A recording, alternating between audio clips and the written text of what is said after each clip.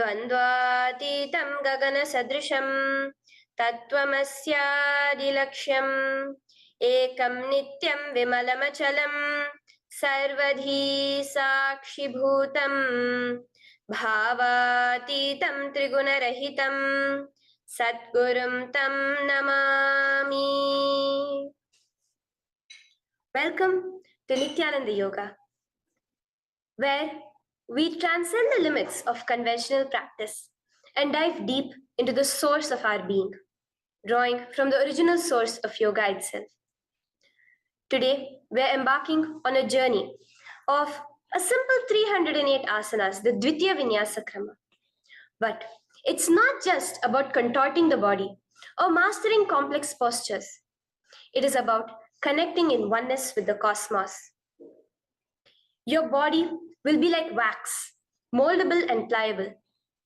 Today, as we embark on this journey, shed the notion of limitations. Forget the boundaries imposed by your bone and flesh. Instead, recognize yourself as the very source material of the cosmos, the consciousness from where we all come from. With each movement, you will not just be stretching muscles, you will be reaching into the depths of your consciousness. Visualize yourself as a sculptor, crafting your form with intention and precision. Want to grow 4 inches taller by the end of this session? Believe it, for your body is a wax waiting to be molded as per your intention. There is only one enemy towards this that we have built within each one of us. That is the parasites of negativity. Every muscle you have built in the moment of anger, of anxiety, of pain, of incompletion becomes the boundary of your consciousness. Today, we embark on a journey to detoxify ourselves, make us experience our original nature as divine. So as we go through these 12 components, which is so unique to Nityananda Yoga, from the original source, the Vedas and Agamas, remember, you are not bound by limitations. You are the creator of your reality. Embrace your true nature. Let us sculpt our beings into an epitome of strength, flexibility, and bliss. Welcome to a transformative experience like no other, Nityananda Yoga. There are 12 different components that consist Nityananda Yoga. One is the asanas, which we traditionally know of. The various body postures revealed by Paramashiva to align the physical geometry of our body, the physical geography of our body, to the cosmic geometry, the cosmic geography. As Paramashiva says, sthiram sukham asanam, that body posture which is steady, comfortable, because it's in its original nature of Paramashivatva. The second are the pranayamas, the various systematic breathing techniques that Paramashiva has revealed for each one of us, that connect us to the higher dimensions of the cosmos and increase the life energy within us. The fourth are the bandhas, the different internal locks of the body. The third are the mudras, the various hand gestures and body movements to seal that life energy within ourselves. The very word mudra means seals. You will be able to seal the space of oneness within you with Paramashiva. The fourth are the bandhas, the various internal locks of the body to awaken the Kundalini Shakti, our latent potential energy, and make us conducive for the ultimate experience. The fifth are the karanas, the beautiful dance movements of the body, revealed by Paramashiva to put you in the space of ultimate bliss, and which engage all the different parts of your body. The next are the visualizations. As Swamiji says, the intention with which you move your body manifests as your reality. As you hold the visualization within you of the various gods and goddesses of Kailasa, of the various beings of this universe, you manifest the powers of those beings within you. The next are the japas, the various powerful energy vibrations of the cosmos that you will be subtly repeating in your throat center, that will cause your very DNA to be bound to the cosmos, to your consciousness with the highest frequency possible. The next are the pramanas, the chanting of the sacred mantras, the original source scripture of Hinduism that reveal the science of Nityananda Yoga, because as Swamiji says, yoga has a source and it is Hinduism. These original verses will manifest the vision Paramashiva had when he created yoga in each and every one of us. There are weights, which is an optional component, helps us to enhance our experience of Nityananda Yoga as revealed from the source scriptures of Hinduism. The next are the mandalas, the cosmic geometrical representation. The Shri Chakra, the Shri Yantra, which is the direct geometrical representation of the cosmos. When you keep that in front of you and gaze at it throughout your Nityananda Yoga, your body will fluidly just align itself to the cosmos. We have the Abharana, the Rudraksha, which we keep on our body, which acts as an energy battery, sucking in, storing the energy that we produce during this Nityananda Yoga and releasing it to us throughout the day to fuel our entire day with consciousness. The last but not the least are the Aushadas, the various sacred herbs that you can apply to, which can be infused with the thought current of Paramashvatva to manifest it within you. With this understanding, let us get right into the practice of Nityananda Yoga, which starts with invoking the presence of Paramashiva himself, the very being of Paramashiva, to witness our Nityananda Yoga today, with the chanting of the Shiva Mula Mantra.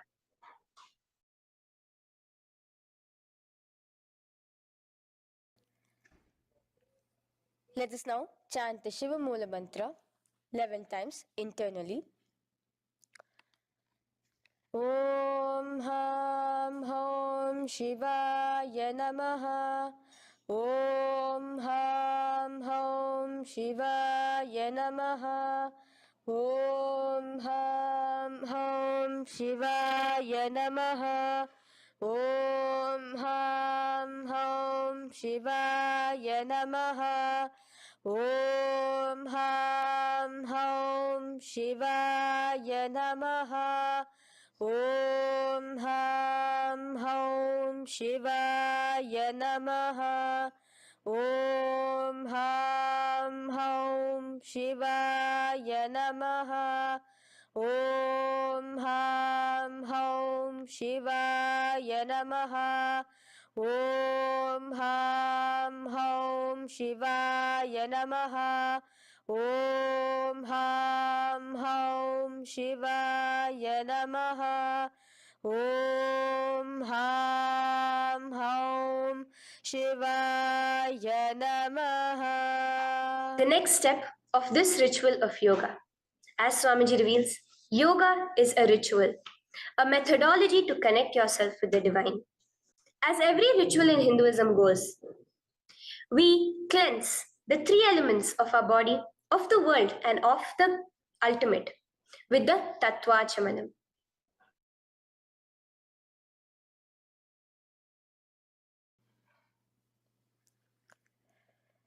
The next is the Tattvachamanam.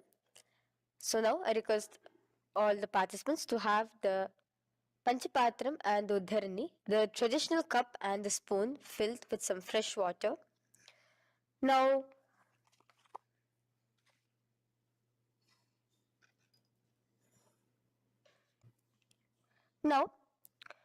keeping your right hand in the shape of a cow's ear, the Gokarna Mudra, pour an Uddharani of water from the Panchapatram and chanting each of the following mantras internally, drink the water that flows through the base of the palm.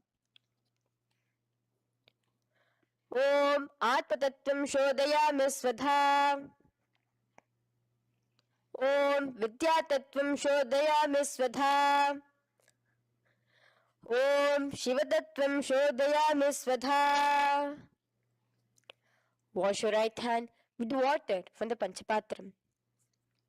Now, chanting the following mantra internally, wipe the upper and lower lips twice using the base of the right hand thumb, moving the hand from right to the left of the lips.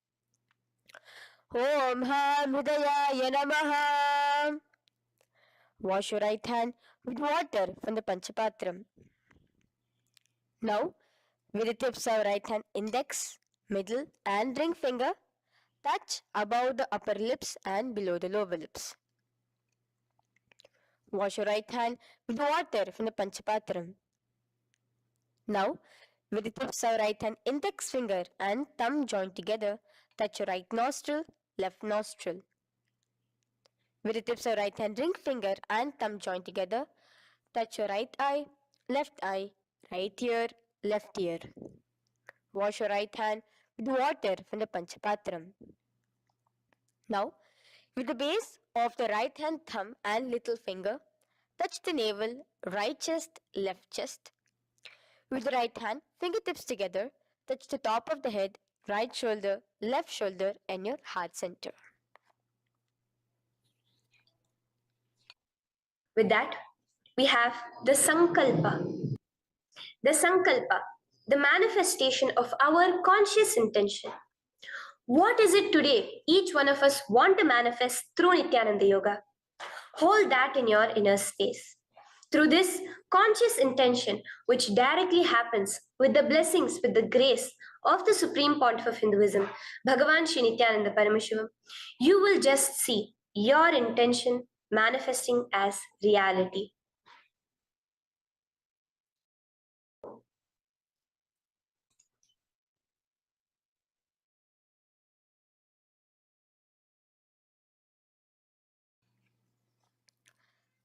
The next is the Sankalpa, the conscious resolution.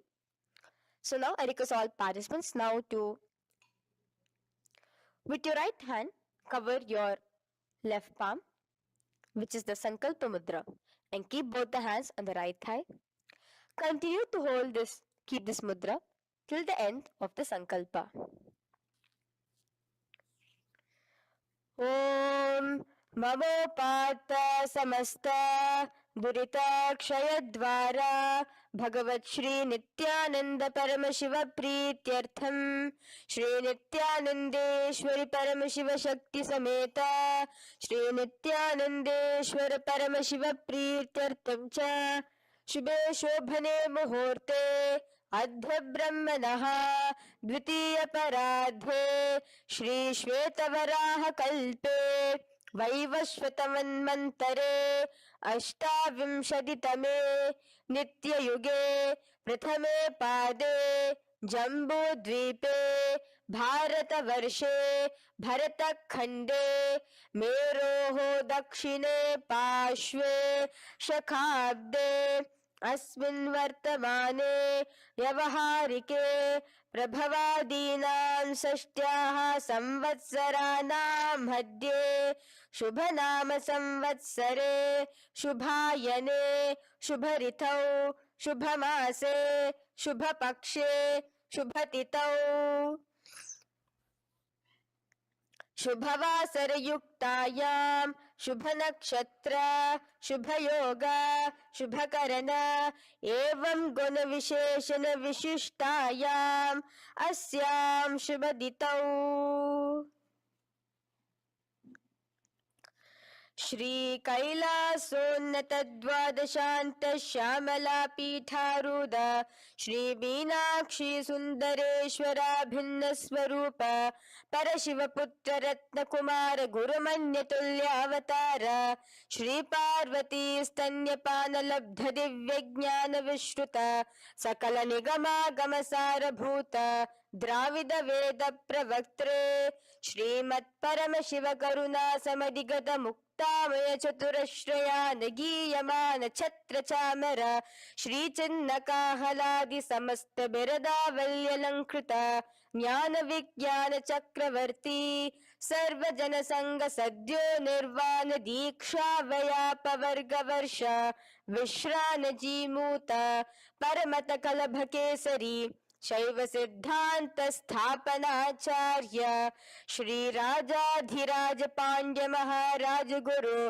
क्षपन शाक्यादि महांधकार निवारण ज्ञान भानु वीक्षण नरहार ध्वजोच्छेदन पूर्वक श्रीमद वृषभध्वज स्थापक शैव समय कर्त्रे सर्वज्ञ पीठारूढ़ श्री जगद्गुरु श्री ज्ञान संबंध देशिक स्वामी वागीश सुंदर माणिक्य वाचक स्वामिनां अवतार भूत श्री ज्ञान संबंध स्वामी पुनरुद्धृत श्यामला पीत सर्वज्ञ पीत तृणवद्युत्तर द्विशततम गुरु महासन्निधान अरुणगिरि योगीश्वर परंपरागत अरुणाचल सर्वज्ञ पीठ गुरु महासन्निधान कैलास परंपरागत कांची कैलास सर्वज्ञ पीठ त्रयस्त्रिंशदुत्तर द्विशततम गुरु महासन्निधान नित्योत्सव नित्य मंगल नित्य कल्याण नित्य रजित कैलास परंपरागत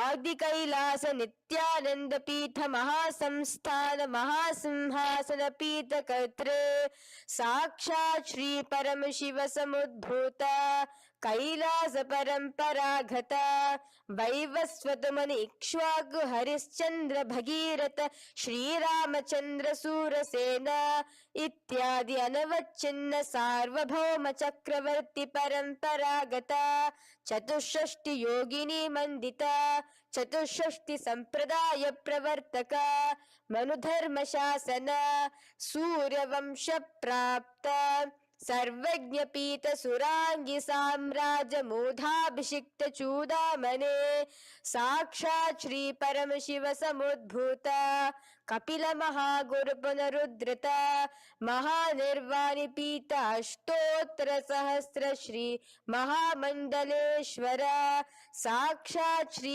परम शिव समुद्भूत श्री महागणपति समारंभ अनवच्छिन्न पीताधीश्वर गुरु परंपरा प्राप्त अतल पीठ अष्टोत्तर सहस्रतम अष्टोत्तर सहस्र श्री अतल पीठाधीश्वर धर्म मुक्ति स्वर्गपुर स्वर्ण पीठ त्रयोविंश गुरु महासन्निधान कैलास परंपरागत आदिपीठ सर्वज्ञ पीठ जगद्गुरु श्री कैलास पुनरुद्धारक श्री कैलास परमाचार्य श्रीमत् परमहंस परिव्राजकाचार्य वर्य सच्चिदानंद प्रणव स्वरूप श्रोत्रिय ब्रह्मनिष्ठ श्रीमद् जगद्गुरु श्रील श्री भगवत श्री नित्यानंद परम शिव श्री ज्ञान संबंध देशिक परमाचार्य स्वामिनां प्रीत्यर्थम तेषां पादारविन्दयोः भक्ति सिद्ध्यर्थम गुरु कृपा कटाक्ष सिद्ध्यर्थम क्षेम स्थैर्य वीर विजय आयुरारोग्य ऐश्वर्याणां अभिवृद्ध्यर्थम धर्मार्थ काम मोक्ष चतुर्विध फल पुरुषार्थ सिद्ध्यर्थम समस्त दुरितोपशांत्यर्थम समस्त मंगलावाप्यर्थम भगवत श्री नित्यानंद परम Shiv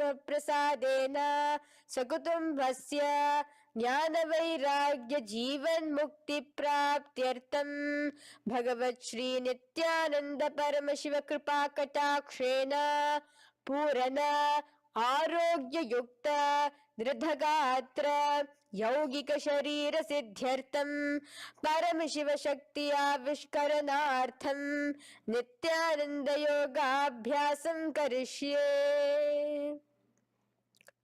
Now wash your right hand with water from the Panchapatram. Om Apaupasprisya. Now, let's get started with the asanas. Okay? Sit first in a cross-legged position on the ground in Sukhasana. Bring your hands into the Bindu Mudra with your thumbs and index fingers touching each other. Place it on top of your knees. Here we have the Kumbhaka, the pranayama of Samana Kumbhaka. As you inhale and exhale, visualize flames licking up your spine. Do the bandhas, the locks, the Mahamudra Bandha, all three of the bandhas, where you are doing the Jalandhara Bandha, tucking in your chin to your chest, the Udyana Bandha, sucking in your stomach, and the Moola Bandha, clenching your perineum. For the first set of asanas, we have the japa Soham, which you'll be repeating in your throat center. As you do Sukhasana, visualize Lord Shiva in your inner space. The next asana is Parvatasana. Now, from the seated position, bring both your feet to the opposite thighs. Clasp your hands together in front of your heart center in the Anjali Mudra and raise it above your head. Keep your hands as straight as you can. Continue the Samana Kumbhaka and the Japa of Soham. Remain with all the three bandhas, the chin to your chest in Jalandhara Bandha, the stomach tucked in Udyana Bandha, and the clenched perineum in Moola Bandha. Here, visualize yourself as Mount Kailash. The next asana is Hali Pavasana. Now slowly bring your feet together in front of your body as you stretch it out a little further away. Now bring your hands behind your back and clasp the left hand by your right. Lean forward, placing your forehead on the ground as you continue to engage all the three bandhas. Here, gaze at your nose. Visualize Swamiji, the Supreme Pontiff of Hinduism, in your inner space. Now, in a similar position from Hali Pavasana, just release your hands, slightly get up and bring your hands in front of your body. Place them on the ground, cupping your hands, making a hollow in Nagi Pavasana. Visualize yourself as a snake, gazing at your nose. Continue the japa, the pranayama, and all three bandhas engaged. Now, raise up. This is Kokilasana. Hold your big toes with your index and middle finger in the Prana Mudra. Stretch your legs straight out and upwards. Cross it into Padmasana. Bring it to your opposite thighs. Lean forward and down onto your elbows. Again, tuck your chin into your chest, suck in your stomach, and clench the perineum in the Mahamudra Bandha. Visualize yourself as a bird in Kokilasana. The next is Neti Asana.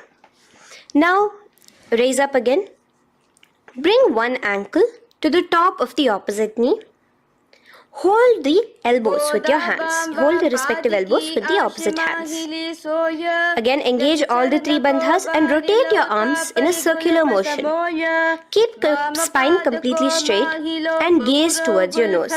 Visualize Swamiji, the Supreme Pontiff of Hinduism, in your inner space. Next is Gajasana. Press your hands onto the ground. You can bring your feet a little back as you raise yourself up, your hips up high. Lower your head and then chest, scooping your body forward again and again. Here, engage the Udyana Bandha, where you suck in your stomach along with the Moola Bandha, clenching the perineum. Visualize yourself as an elephant. Gajasana. Now stop the movement slowly. In another dynamic asana, which is Rikshasana, you will start alternatively pressing the heel of one foot onto the ground while lifting the other heel up. Repeat this again and again. The next is Vaishyasana. Now slowly come to a standing position. Stand tall on the tips of just your big toes. Keep your head neck straight line. And bring the middle, index and ring fingers to your heart in the Hridaya Mudra.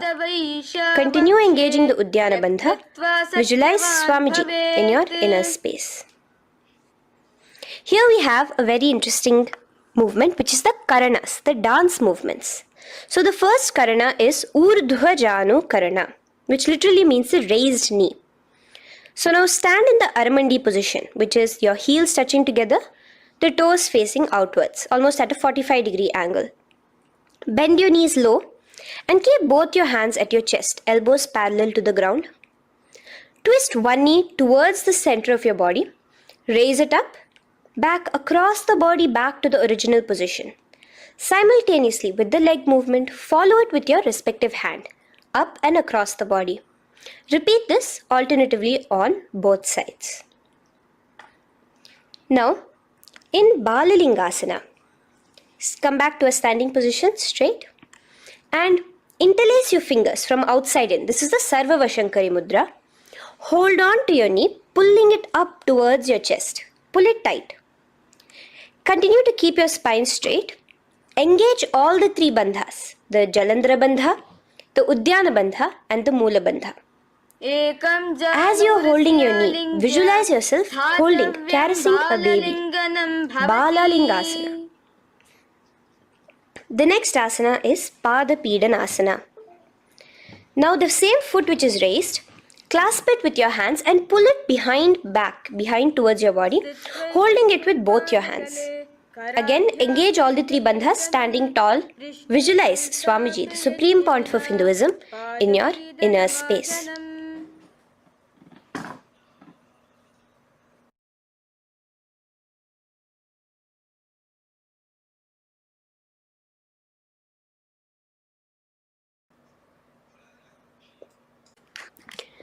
From here, let's enter into Natarajasana. Now, the same foot you're already holding behind your back, twist the same hand of that leg inwards and pull the leg back. Extend the opposite hand forward with the index and thumbs together, again in the Bindu Mudra. Now, pull the foot back and up while leaning forward in Natarajasana. Hold your balance here. Here you will be engaging only the Moola Bandha, visualizing yourself as Lord Nataraja, the Lord of Dance.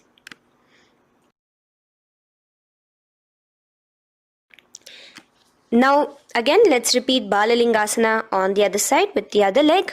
Pull it up towards your chest with the hands in the Sarva Vashankari Mudra. Engage all the three bandhas as you visualize yourself holding and caressing a baby. Now pull your foot back into Pada Pidanasana on the other side. Remain with all the three bandhas engaged. Visualize Swamiji in your inner space. And lean forward. Now, hands stretched in the Bindu Mudra into Natarajasana. Balance there as you visualize yourself as Lord Nataraja. Now, come back to a standing position. Release your leg. Gain your balance. As we enter into the Ardha Rechita Karana. Now again bring yourself to the Aramandi position, heels together, toes pointed outwards and knees bent. Now from this position, bring your right foot onto the tips of the toes behind the left heel. The heel should be up. Bring your left hand towards your chest, parallel to the ground again, and extend the right arm out and wide like a pendulum. Bring it back towards your chest. Now while your arm is swinging, remember to move your fingers one by one inwards towards the palm and then outwards. Now place the right hand over the nose. Uncross your ankles. Let's do this on the other side also. Cross the left ankle behind and stretch the left hand out like a pendulum.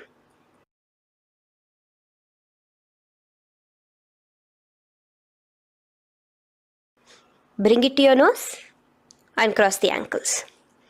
Now let us enter into the skeleton dance. It's a very powerful meditation. It cleanses the muscle memory. Any patterns which are there within your muscle memory can be completely wiped out through this skeleton dance. Just 2 simple steps. Now stand straight, visualize yourself as a skeleton. You can close your eyes. Just visualize yourself as pure bones. There are no muscles, no veins, no nerves, tissues, organs, nothing. Just bones, a skeleton form. And shake your body intensely. As a skeleton, you are moving yourself wildly, intensely. Just shake it all out. Move your hands, move your legs, your head. Let there be no bone in your body untouched. Just move it. Move wildly. Shake, shake. Literally feel yourself throwing all the patterns out of your system with the intensity of your shaking.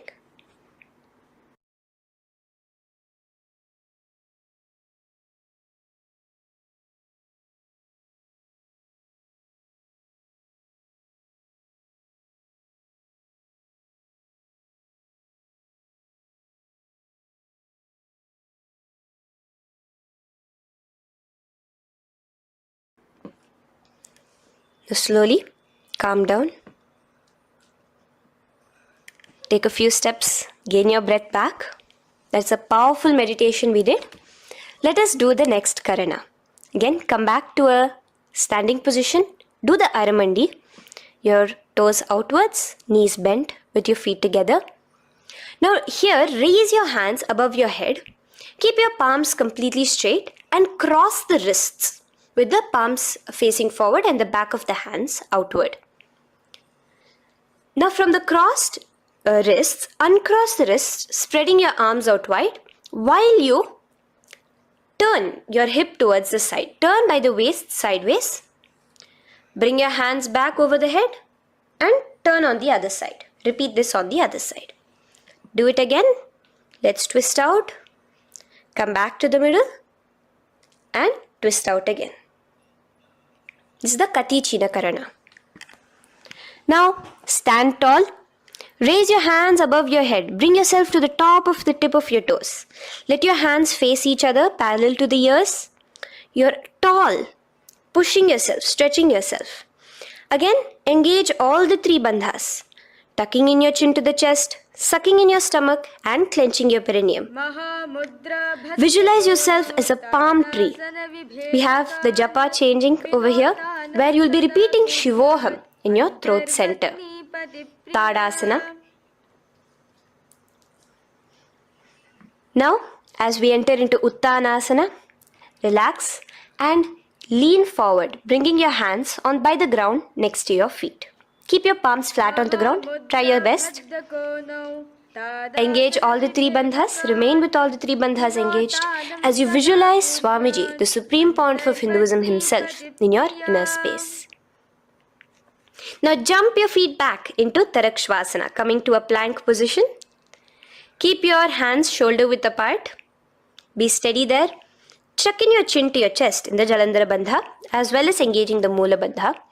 Now rotate your head while in the Jalandhara Bandha from shoulder to shoulder, side to side. This is Tarakshvasana. Visualize Swamiji, the Supreme Pontiff of Hinduism, in your inner space. Yes. Now lay flat onto the ground in Bhujangasana. Lower your entire body down. Now point your toes backwards. Keep your hands by the side of your chest and push yourself off the ground. Remember to use the strength of your lower back to hold yourself up. Open your mouth wide. Inhale through the hollow of your throat and exhale through your nose. This is the Bhujangani Mudra. In Bhujangasana, you will visualize yourself as a cobra. Now come back into a plank position. So you can tuck in your toes and come back into a plank position. In Shashasana, alternate bringing one knee towards your chest, back and forth. So you'll bring one knee front, push it back and bring the other knee. Repeat this again and again. Do the Sahaja Kumbhaka. Simple breathing in, breathing out. Engage the Moola Bandha, clenching your perineum. Visualize Swamiji, the Supreme Pontiff of Hinduism. Okay. Now place your legs back into the plank position as we enter into Rathasana. Again, bring one foot between your hands and alternate jumping one foot back and bringing the other foot forward simultaneously. Again and again. Continue the Sahaja Kumbhaka and the Moola Bandha engaged as you visualize yourself as a chariot, a Ratha, in Rathasana. Now, into Veerabhadrasana. remain one leg in between your hands. So as you jump, one leg comes between your hands, stop in that position, one leg stretched back, and raise yourself up into a standing position. So the front foot will be pointing forwards and bent at a 90-degree angle. The knee will be bent at a 90-degree angle. The other leg, which is extended back, the foot will be pointed sideways at a 45-degree angle. Now raise your palms, hands up, parallel beside your ears.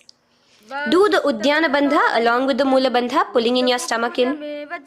Gaze towards your third eye as you visualize yourself as Lord Veerabhadra.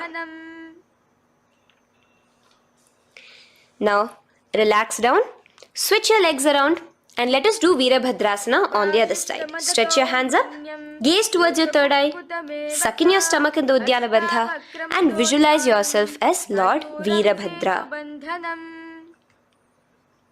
Okay, bring your feet together now. Let us move into Vrikshasana. Now stand tall, gain your balance here slowly. Bring one foot towards the inner thigh. Bring your palms together, raise them up above your head in the Anjali Mudra. Keep your elbows as straight as you can. Again, continue the Uddiyana Bandha, sucking in your stomach. Gaze forward, hold your balance, visualize yourself as a tree, the stability of a tree in Vrikshasana. Now, slowly bring your hands down. Now the foot which is in your inner thigh, bring it towards the opposite, to the root of the opposite thigh. Bring your hands in the Namaskar Mudra in front of your heart center together and visualize yourself here as Lord Garuda, just engaging the Mula Bandha alone here. This is Garudasana. Now let us repeat Vrikshasana on the other side. Slowly put your foot down. Bring the other foot to the inner thigh. Raise your hands above your head. Suck in your stomach in the Uddiyana Bandha and visualize yourself as a tree. Let's repeat Garudasana on the other side. Slowly bring the foot to the opposite thigh and lower your hands to be in front of your heart center. Release the Uddiyana Bandha, just engaging the Mula Bandha, clenching your perineum. Visualize yourself as Lord Garuda, the eagle vehicle of Lord Mahavishnu.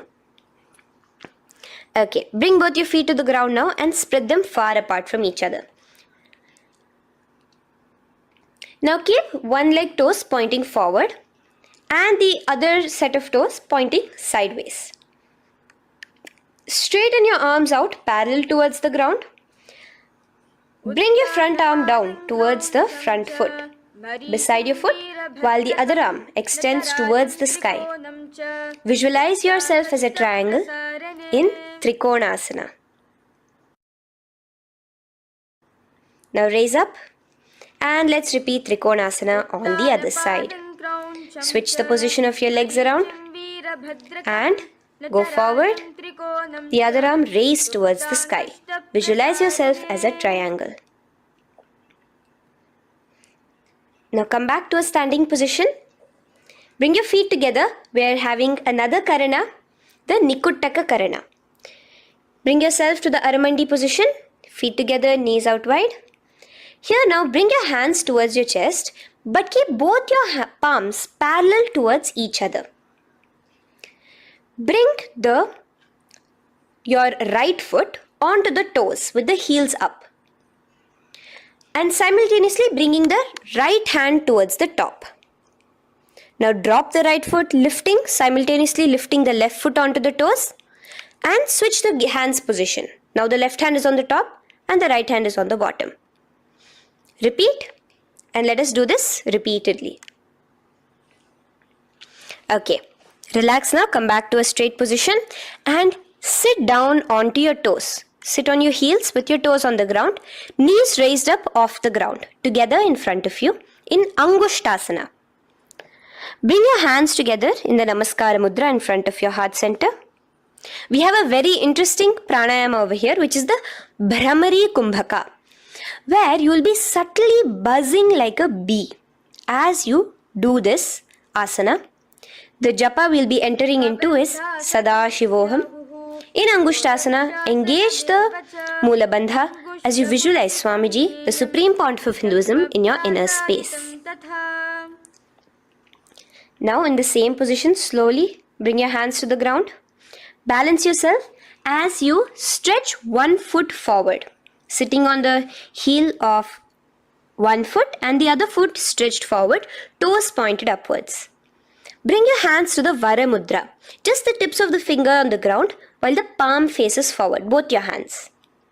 Continue to engage the the Mula Bandha, clenching the perineum as you visualize Swamiji, the Supreme Pontiff of Hinduism, in your inner space. Now, stretch, the leg is stretched forward, right? Stretch the same hand, the respective hand forward and clasp onto the big toe of that foot in the Prana Mudra with your index and middle fingers. The other hand, bring it to the back of the respective heel in Vidhunanasana as you visualize Swamiji in your inner space. Okay, bring your 2 feet back together as we repeat Saurasana on the other side. Stretch your left leg forward now. Palms in the Vara Mudra on the ground. Visualize Swamiji in your inner space.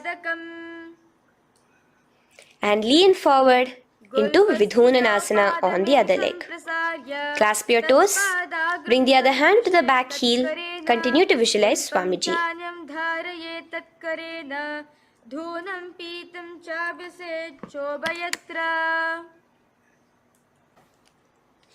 Now bring your 2 feet back together as you continue to sit on the heels, getting a nice toe workout here. Balance on your toes, bring your knees together in front of you. Now place your palms on top of the respective knees with the hands facing upwards, the palms facing upwards. Leave a slight gap between your palms and knees. As you gaze forward, engage the Jalandhara Bandha, tucking in your chin to your chest, and look between the gap between your hands. Brahma Jurankushasana. The next is Kapilasana. Now spread your knees wide and place them onto the ground. Keep your hands on the respective knees. Pull your stomach in and up in the Uddiyana Bandha. Gaze towards your nose as you visualize yourself as Maha Kapila Muni, the first man that ever started thinking. In the same position, just release that Uddiyana Bandha. Release the lock of the stomach, but continue to clench your perineum in Mula Bandha as you switch your gaze to your third eye. So from your nose, switch your gaze to the third eye. Visualize Swamiji, the Supreme Pontiff of Hinduism, in your inner space. Bhadra Gorakshasana. Next is Suryasana. Now, your toes are tucked. Just lift your knees off the ground, wide apart.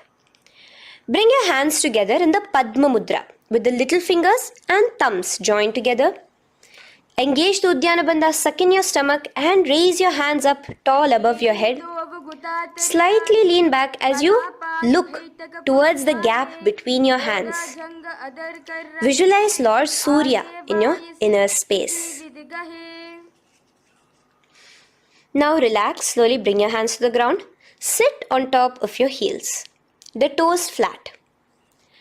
Here, keep your hands on top of your knees and lift your tongue up against the roof of your mouth in the Manduki Mudra. Do the Sahaja Kumbhaka, simple breathing in and out. Engage the Mula Bandha, clenching your perineum. With the Japa Sadashivoham, repeating in your inner space, here you will visualize yourself as a frog in Mandukasana. Your tongue pressed against the upper palate. Is your frog-like tongue catching the nectar of immortality dripping from your Sahasrara Chakra? Gaze towards your third eye in Mandukasana. Now from here itself, moving into Uttana Mandukasana. Just bring your hands to the opposite shoulders, remaining in the same seated position. Continue with the Uddiyana Bandha engaged, gazing at your third eye. The Manduki Mudra, tongue pressed against the top of your palate, visualizing yourself as a frog in Uttana Mandukasana. Slowly bring your hands out from behind your back. Now slightly raise up and cross your ankles behind you. Sit on top of your crossed ankles. Keep your knees wide and your fingers spread on the top of your knees, both your hands. Open your mouth wide and stick out your tongue, exhaling forcefully. Gaze at the tip of your nose. Repeat this several times because you're visualizing yourself as a lion in Simhasana. The next asana is Bhadrasana.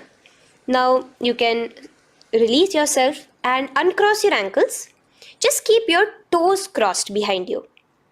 Again, sit on top of your heels, keeping your knees wide apart. Cross your hands behind your back, hold on to the big toes in the Prana Mudra with your index and middle fingers. Apply the Jalandhara Bandha, tuck in your chin to your chest along with the Mula Bandha, sucking in your perineum. As you gaze towards your nose, here, resume the Brahmari Kumbhaka, buzzing like a bee subtly in your inner space as you visualize Swamiji, the Supreme Pontiff of Hinduism, in your inner space. Now, bring your hands out from behind you. As you bring yourself to a squatting position. Keep your feet flat onto the ground as close together as possible, but your knees opened wide. Bring your body in between your knees, your torso in between your knees, and take your arms in and around your knees towards the back, clasping your fingers, interlacing your fingers behind you in the Parashu Mudra. Gaze towards your nose. Visualize yourself as a crow in Kakabhusandhyasana. The next asana is Kanipavasana. Unclasp your hands and place them flat onto the floor. Keep them shoulder width apart for good balance. Now, slowly bring your knees to the back of your arms, above the elbows. Lean your chin forward and down. Keep your gaze steady as you lift your feet off the ground. In Kanipavasana, visualize Swamiji, the Supreme Pontiff of Hinduism, in your inner space. Now in the same position, slowly lower your head to the ground and stretch your legs up high, forming a tripod between your two hands and your head in Kapali Asana. Gaze at your nose, continue the Brahmari Kumbhaka, continue engaging the Mula Bandha and the Japa of Sadashivoham. Visualize Swamiji in your inner space. The next asana is Parshva Mayurasana. Slowly bring your feet down. Yes, relax. And now squat on your toes with your knees together and twist your body. Place both the hands to one side of your knees. Now bring one of your elbows to the knee and the other of your elbows towards the hip. Lean onto your arms, balance, extending your legs out to the side. Gaze towards your third eye, visualizing yourself as a peacock. In Parshva Mayurasana, as you do the pranayama, the Rechaka Kumbhaka, let your exhalations be prolonged and your inhalations be slightly shorter. Now relax, bring your feet to the ground and bring your body to the other side of your knees. As you repeat Parshva Mayurasana on the other side, lean forward, stretch your legs, gaze at your third eye, visualize yourself as a peacock. Now let's do Bhairaganathasana. Now come again to a plank position. Place your hands down, stretch your legs back and bring one foot around your shoulder to be placed in between both your palms. Gaze at your third eye. Just engage the Mula Bandha, clenching your perineum. Here, this is Bhairaganathasana. Visualize yourself as Lord Kala Bhairava. Slowly bring your foot out and bring the other foot in between your palms, remaining in the plank position. Continue to visualize yourself as Lord Kala Bhairava in Bhairaganathasana on the other side. The next asana is Unmukha Pithasana. Now from the same plank position, bring your forearms onto the ground. Be steady as you walk your feet closer towards yourself, forming like a slight mountain. In Unmukha Pithasana, gaze at your third eye. Continue the Rechaka Kumbhaka. Visualize Swamiji in your inner space. The next asana is Vashishthasana. Now, just raise yourself onto one of your hands. So, release your forearms off the ground and raise yourself onto your right arm. And keep your body completely parallel to the ground as you raise your left arm straight above your head. Visualize yourself as Rishi Vashishta as you do the Vashishthasana. Gaze towards the hand on the top. Now slowly bring that hand down. As you switch the hands, bringing your right hand up towards the sky. Balance there, completely straight on your toes. As you visualize yourself as Rishi Vashishta, the Guru of Bhagavan Sri Rama. Now, bring your feet forward into Anjaneyasana. So here you will be sitting on your hips with your legs pointed forward and sit on top of your hands. So keep your palms facing upwards and sit on both your palms as you tuck your elbows into your body. Do the Rechaka Kumbhaka, continue the Rechaka Kumbhaka. Engage the Jalandhara Bandha, tucking in your chin to your chest, gaze at your nose, visualize yourself as Lord Hanuman in Anjaneyasana. Now, slowly release your hands from under your body as you lean forward into Paschimottanasana. Clasp your respective toes with your index and middle finger. Lean forward and down, bring your elbows to the ground, your forehead towards your knees. Engage all the three bandhas, the Mahamudra Bandha. As you visualize Swamiji, the Supreme Pontiff of Hinduism in your inner space, with a new japa, Mahasadashivoham, starting here.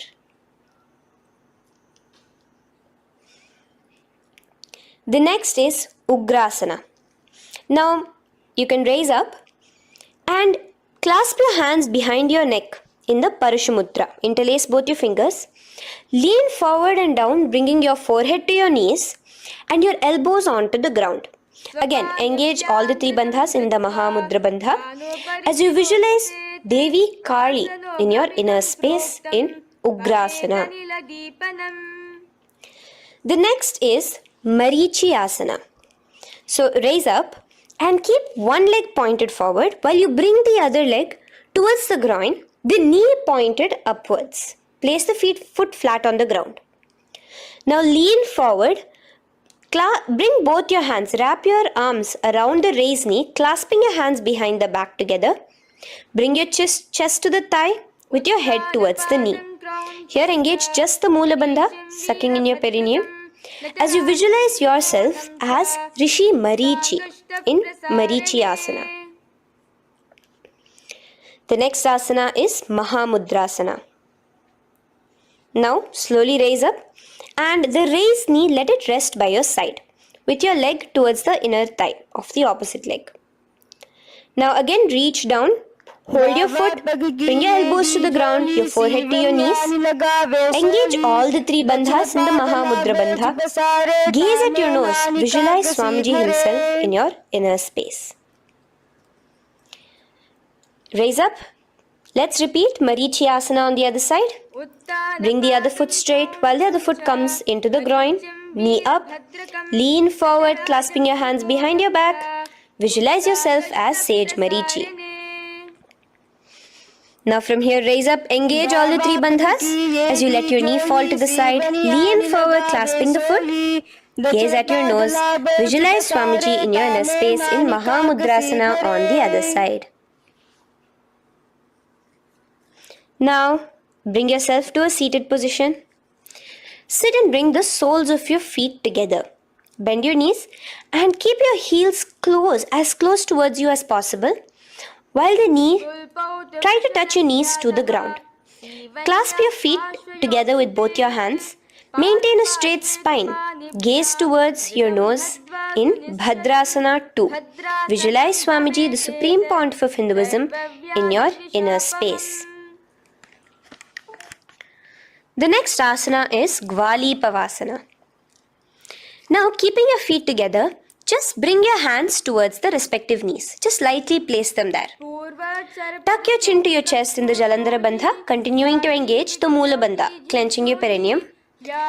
As you gaze at your nose, visualize Swamiji, the Supreme Pontiff of Hinduism, in your inner space.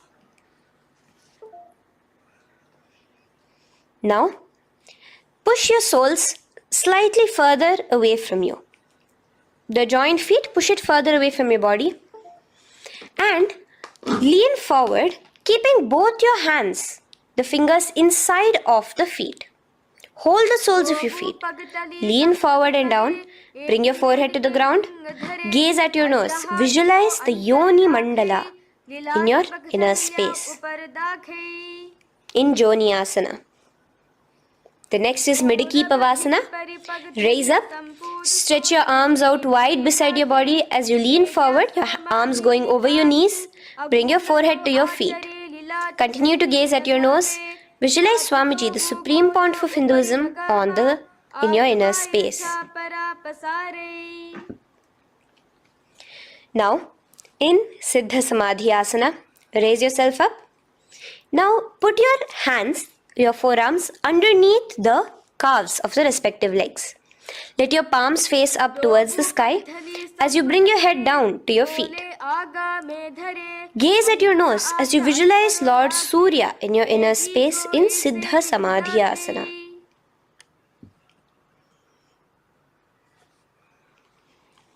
The next asana is Chiniki Pavasana.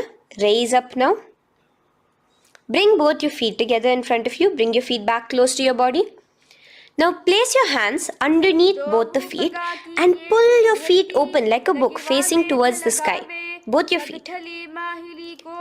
Press your elbows onto your thighs near the knees and gaze towards your nose, visualizing Swamiji in your inner space in Chiniki Pavasana. Giving yourself a nice stretch. Now release your feet and bring your hands to the respective knees. Gently push down on your knees, pushing it towards the ground. Suck in your stomach in the Uddiyana Bandha. Gaze at your third eye, visualizing Swamiji in your inner space.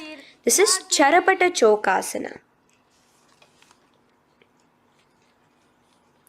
The next asana is Bhairavasana. Now continuing to remain with your feet together, you can use the help of your hands to bring your toes onto the ground with your heels pointed upwards. Just push yourself and try to do it. Continue to remain with the Uddiyana Bandha engaged, your stomach sucked in. Bring your hands to the Bindu Mudra with the index and thumbs together on top of the knees. Gaze at your third eye. Visualize yourself as Lord Kala Bhairava in Bhairavasana. The next asana is Samanasana. So slowly you can bring your feet out from underneath. Take now one foot towards your chest, holding with both your hands as the other foot rests by the perineum. Pull the sole onto your chest. Gaze at your third eye. Visualize yourself holding the breath in the Mooladhara Chakra, the Chaturdala, the 4-petal lotus of your body. Gaze at your third eye. Visualize Swamiji, the Supreme Pontiff of Hinduism, in your inner space in Samanasana. From here, let's move into Apanasana. Now, the foot that you have towards your chest, just bring it over your shoulder and place both your palms onto the ground beside you. As you lift the leg by your perineum, stretch it out and lift it up high into the sky in Apanasana. Gaze at your third eye, visualizing Swamiji in your inner space. Let's repeat Samanasana on the other side. Bring your foot down. Clasp the other foot towards your chest. Gaze at your third eye, visualizing Swamiji in your inner space. And bring the foot onto your shoulder as we repeat Apanasana on the other side. Stretch your leg out straight in front of you, up high towards the sky, gazing at the third eye, visualizing Swamiji in your inner space. Okay, relax slowly. Let's move into Gomukhasana.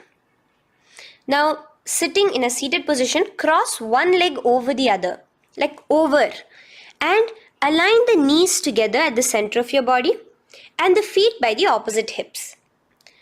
Place both your hands on top of the stacked knees. Gaze at your nose. Here we have a beautiful pranayama, very cooling pranayama, which is the Sheetkari pranayama, where you will be inhaling through your clenched teeth with your tongue pressed against behind your teeth and exhaling through your nose, creating a hissing sound. The japa will be for the next sequence of asanas, Om Nityanandoham. Visualize the face of a cow in Gomukhasana. Now keep your knees crossed. From the knees, bring your hands towards the respective toes on the side of the body. Clasp the big toe in Pranamudra. Suck in your stomach in the Uddiyana Bandha. Visualize yourself as Rishika Anasuya in Anasuyasana. Now in Anusuyasana 2, just bring your hands behind your back, clasped together, interlaced fingers in the Parashamudra. Lean forward and down. Try to bring your nose to touch the ground in front of you. Just visualize yourself as Rishika Anasuya and gaze at your nose. Anusuyasana 2. Raise yourself up now. Now bring one foot towards the perineum, knee resting on the ground. Raise your other foot with the foot in front of the lying down foot, knees pointed upwards towards your chest. Place your hands on the respective knees. Keep your spine tall, chest out. Gaze at your nose. Visualize yourself as Lord Garuda, the eagle vehicle of Bhagavan Mahavishnu. Garudasana 2. From here, moving into Naradasana. Now, keep both your hands, bring both your hands behind your neck and clasp them in the Parashamudra. Interlace your fingers behind your neck. Twist outward of the raised knee. Just keep your whole body outside of the raised knee. Gaze towards your third eye, visualizing yourself as Devarishi Narada in your inner space. From Naradasana, let's enter into Matsya Pithakasana. Place one foot on the top of the opposite thigh. Wrap your respective arm across the knee, holding on to the opposite shin. Extend the opposite hand straight. Hold on to the respective toe with the index and middle fingers in Prana Mudra. Gaze towards your nose. Visualize Matsyavatara, the fish form of Bhagavan Mahavishnu in your inner space in Matsya Pithakasana.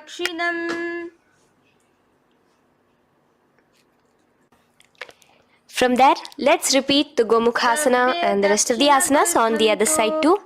So slowly you can cross your knees over to the other side in Gomukhasana. Keep your hands on the top of your knees. Gaze at your nose as you visualize the face of a cow in Gomukhasana. Continuing into Anasuyasana on the other side, bring your hands to your toes. Suck in your stomach in the Uddiyana Bandha. Gaze at your nose, visualize yourself as Rishika Anasuya. And lean forward, bringing your hands behind your back in Anasuyasana 2. Interlace your fingers in the Parashamudra. Continue to gaze at your nose, visualizing yourself as Rishika Anasuya. As you relax the Uddiyana Bandha, just clenching the Mula Bandha alone. Raise up, bring your feet together in front of you as we enter into Garudasana 2. Place your hands on the respective knees. Stay straight. Visualize yourself as Lord Garuda as you gaze towards your nose. And twist your body out of the raised knee, hands clasped in the Parashamudra behind your neck. Gaze at the third eye, visualizing yourself as Devarishi Narada. And bring the foot to the opposite thigh as we enter into Matsya Pithakasana on the other side. Clasp your toe in Prana Mudra. Gaze at your nose, visualizing Matsyavatara, the fish avatar of Lord Vishnu in your inner space. Now let's enter into Matsyendrasana. Remaining in the same position with one foot on the opposite thigh, place the other foot on the ground on the far side of the other thigh. Twist. Bring your elbow outside the raised knee. Keep the raised arm by your neck. Turn backwards. Gaze towards your third eye, the other hand straight out. Visualize Matsyendranatha, the great Rishi and master of Hatha Yoga in your inner space. Just switch your hands around. Straighten the hand that was originally bent and bend the other hand towards your neck. As we enter into Kubhasana, visualize yourself as a camel. Continue to gaze at your third eye. Now, straighten out both your hands straight out in the same position. Continue to gaze at your third eye, visualizing Matsyendranatha, the master of Hatha Yoga in your inner space. Now, slowly take your foot off from the thigh.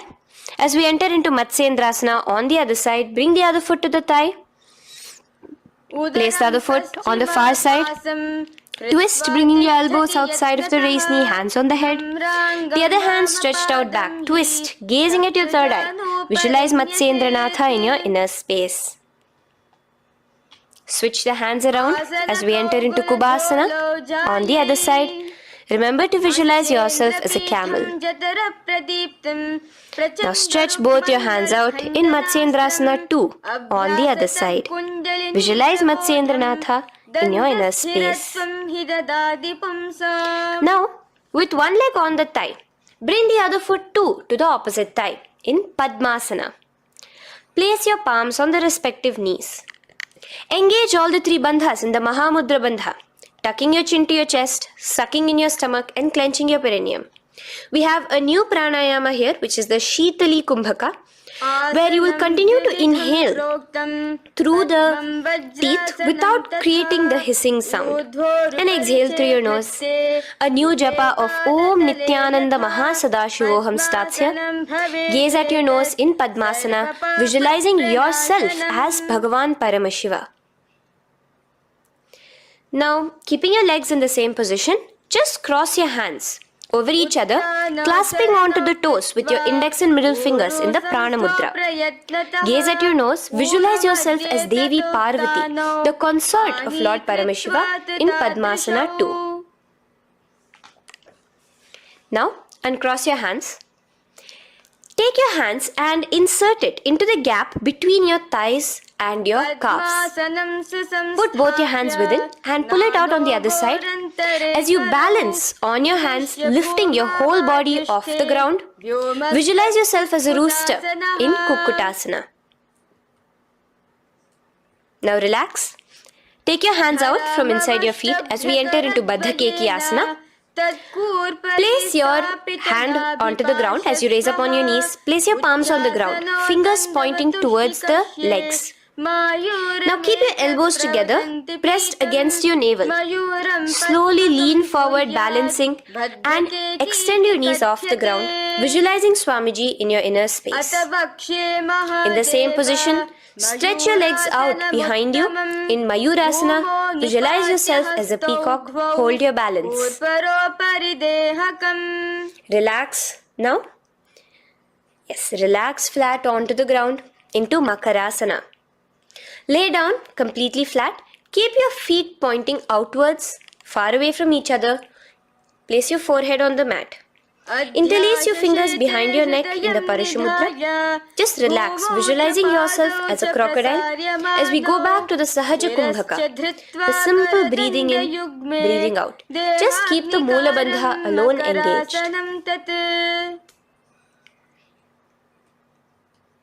The next asana is Shalabhasana. Now lay on your stomach and place your hands on the ground beside the chest. From the laying position, raise your legs up. Use your core strength to bring your thighs off the ground. Visualizing yourself as a locust in Shalabhasana. Relax your feet down and bring your hands to your feet, pulling your feet down towards the ground beside your hips. In Ushtrasana, visualize yourself as a camel. Now slowly kick your legs back.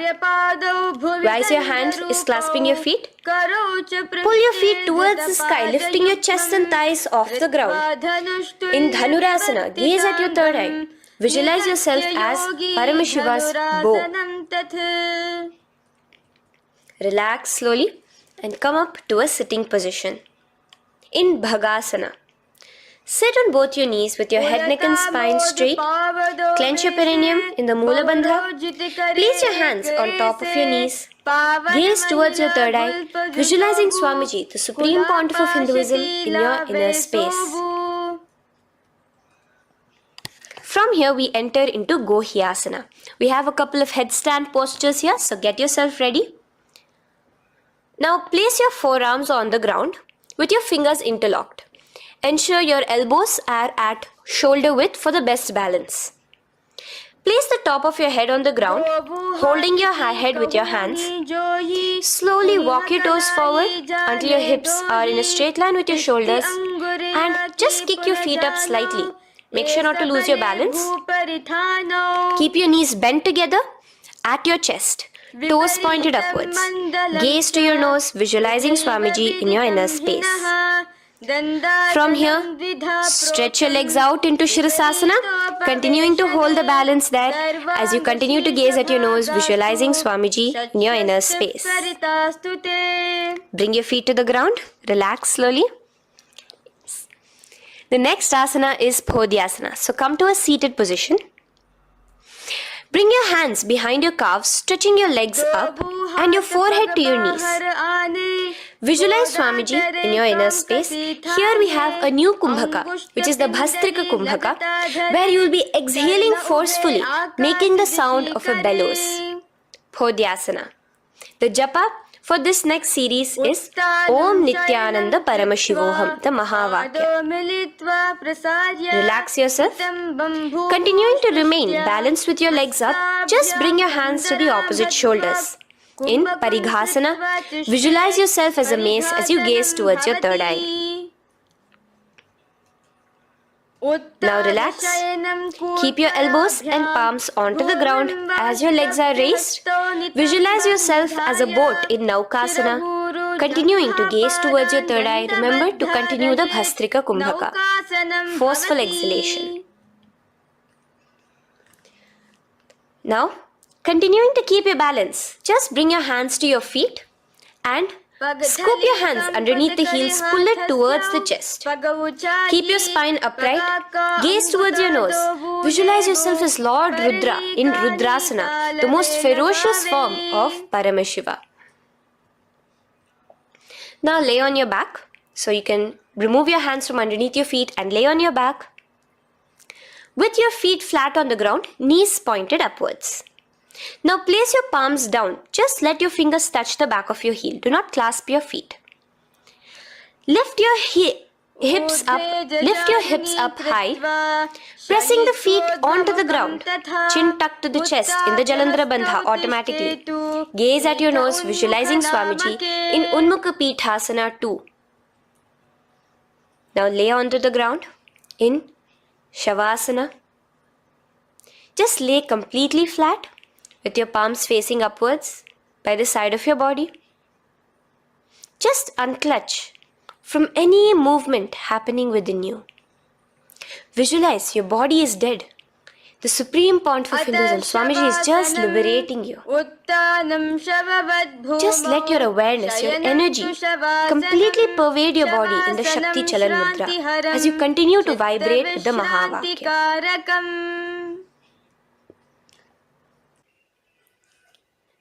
Roll over to one side and come to a seated position. Feel the life entering your body back.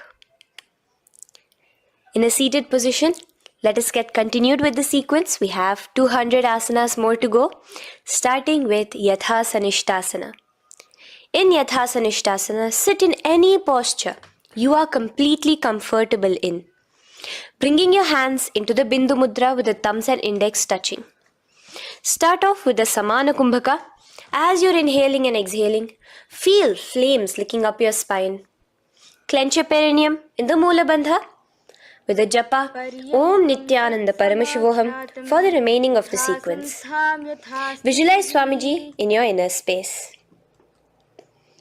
From here, moving into Samasana, where you bring your feet to a cross-legged position. Keep your hands on your knees with the thumbs and index touching in the Bindu Mudra.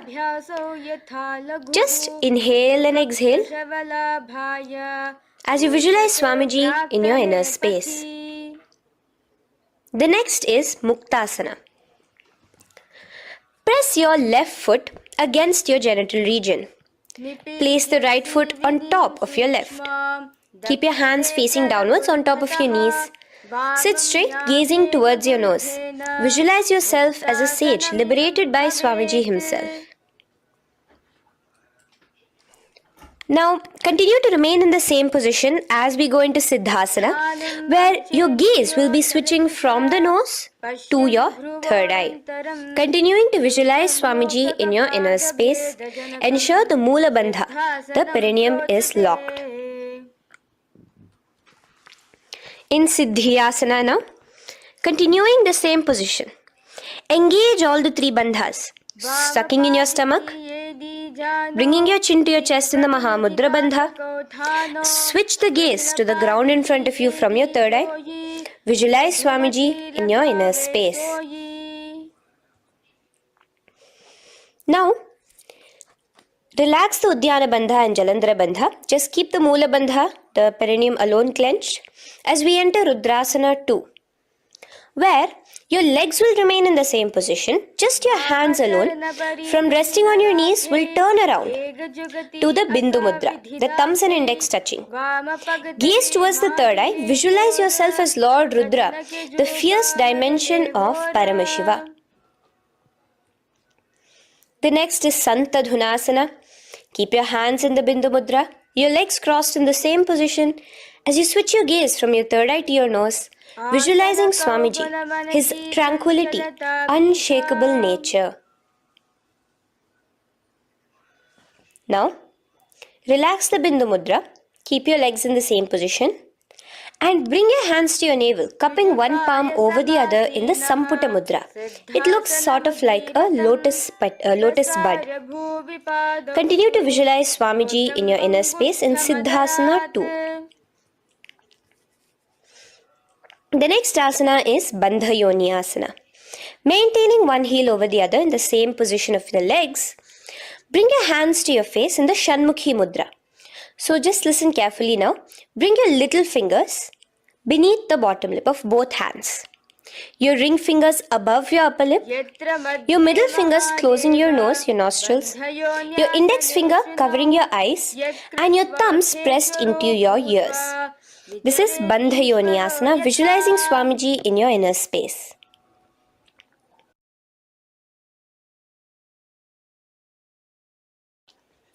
The next asana is Virasana.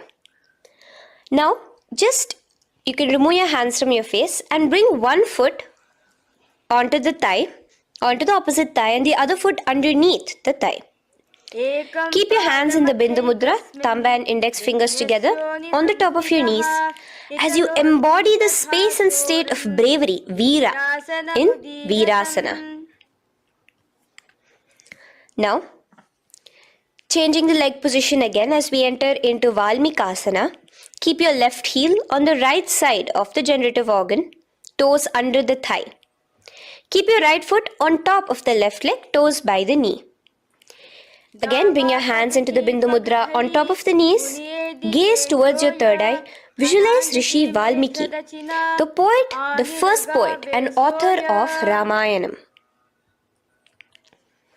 The next asana is Joni Mudrasana.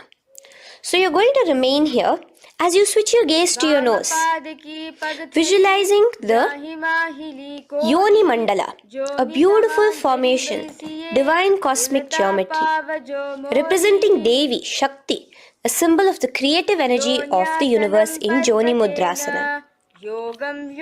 In the same position, switch your gaze to your third eye, continuing to visualize the Yoni Mandala in your inner space. Now, let's move into Bhadrasana 3. So bring your feet, the soles of your feet together, uncross them and bring them together in front of your body. Hold it with both your hands, pulling it against you. Push your knees down towards the ground. As you gaze at your nose, suck your stomach in the Uddiyana Bandha. Visualize Lord Veerabhadra in your inner space. Bhadrasana 3. In the same position, we are entering into Aghorasana, where your left hand will rest on top of the left knee, while your right hand comes towards your face.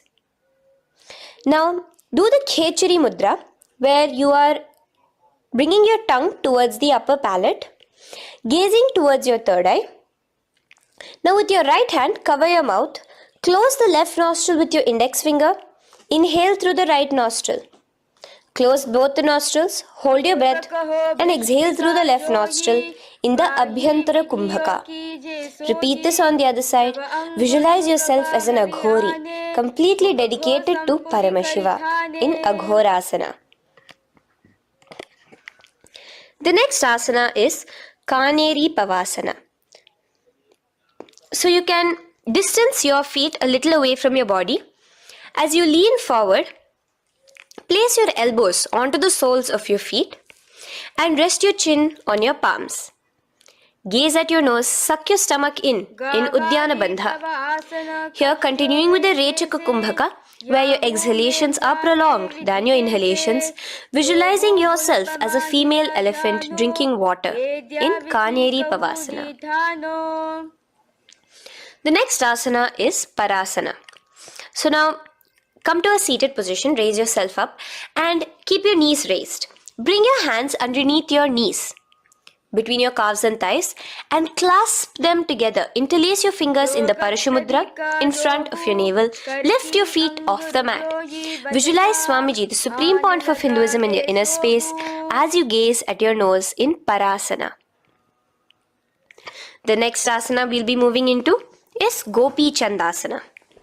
Now take your hands out from in between the feet as you let your feet rest on the ground. Take your hands out from underneath your calves.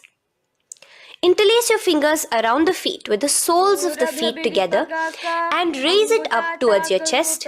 Rest your knee on top of your feet. Gaze at your nose. Embody the state and space of a king in Gopi Chandasana. The next asana is Udarasana. So now just quickly release your legs, bring your hands underneath your calves and hold on to your feet again from inside out, both your feet together. Bring your feet up to your chin, resting your chin on top of the interlaced fingers. Bring your feet to your chest, gaze at your nose, visualizing your body, the Supreme Pontiff of Hinduism, free from any defects in Udarasana. Now, in the same position, just lift your legs up towards your head. Let the top of your hands come towards the top of your head, your forehead. And this is Bishishtasana. Visualize yourself excelling in everything in this posture. Now, slowly relax. Keep your hands underneath your shins as you take your hands up to the shoulder, pulling your hand and interlacing your fingers behind your neck. In Bhujasana, visualize yourself as a cobra. The next asana is Kalyanasana. So in the same seated posture, bring your hands around from behind your neck, remove them and put them around your back, interlacing the fingers behind you. Gaze at your nose. Visualize yourself as a beautiful, auspicious goddess in Kalyanasana.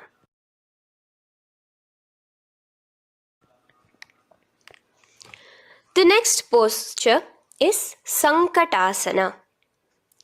So now, uncross your hands from behind you. Release yourself completely onto the ground. Place your left knee on the mat and the left foot flat. Sit on top of your left foot, knee pointed forward.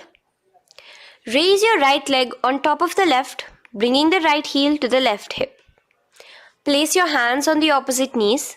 Here, do the Ujjayi Pranayama. As you inhale and exhale, make the sound of an ocean. Visualize yourself as a swan, a beautiful swan in Sankatasana. The next is Dhenukasana. Just in the same position, slide your left heel to the left hip. Keep your right knee on top of the left. Place both your hands on your right thigh. Visualize a cow in your inner space as you suck your stomach in the Uddiyana Bandha, Dhenukasana.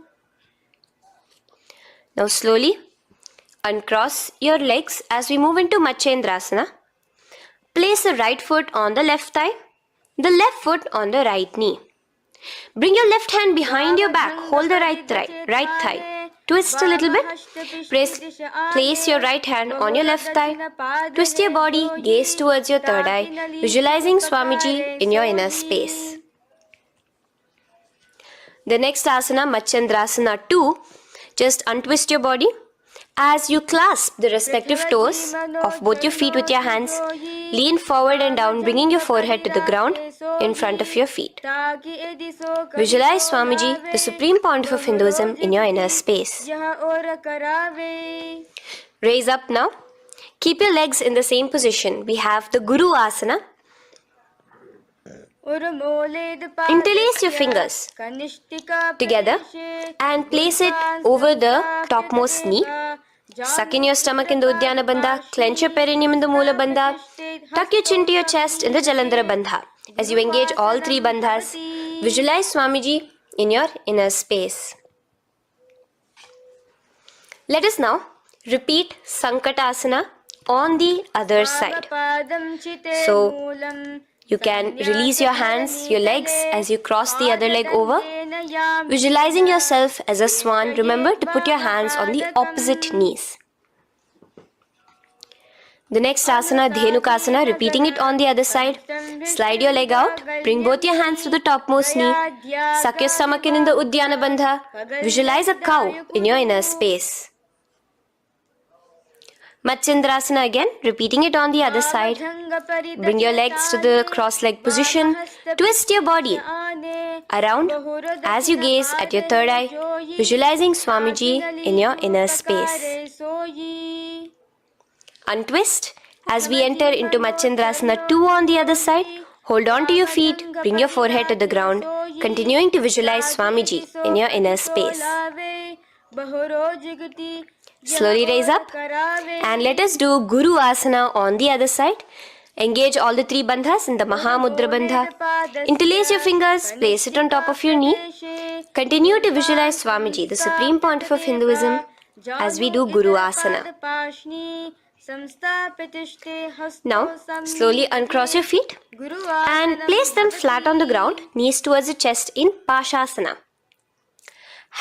Keep your hands holding the opposite knees, thighs together, and keep your spine completely erect. Continue the Khechari Mudra, where your tongue is pressed against the roof of your mouth. As you gaze at your third eye, visualize Swamiji in your inner space. Continue the Ujjayi Kumbhaka. As you breathe in and out, make the sound like an ocean. Now in the same position, just bring your chin towards your knees in Bodha Shokasana. Lean forward, gazing at your nose, and visualize Swamiji, the abode of bliss in your inner space. Now raise up and bring your hands, uncross your hands, bring your hands underneath your knees, clasping the opposite elbows in Kurakatasana. Gaze at your nose, visualizing Swamiji in your inner space. Now, in the same position as Kurakatasana, just cross your ankles into Sumatiyasana. Toes pointed upwards. Gaze at the nose. Visualize the great sage and Maharishi Sumati in your inner space. The next asana is Dandasana. Extend your feet out straight in front of you. Keep your arms straight above your head. Interlace the fingers from inside out. Let your wrists point outwards. Engage the Mahamudra Bandha, all the three bandhas. As you gaze at your nose in Dandasana, visualize Swamiji in your inner space.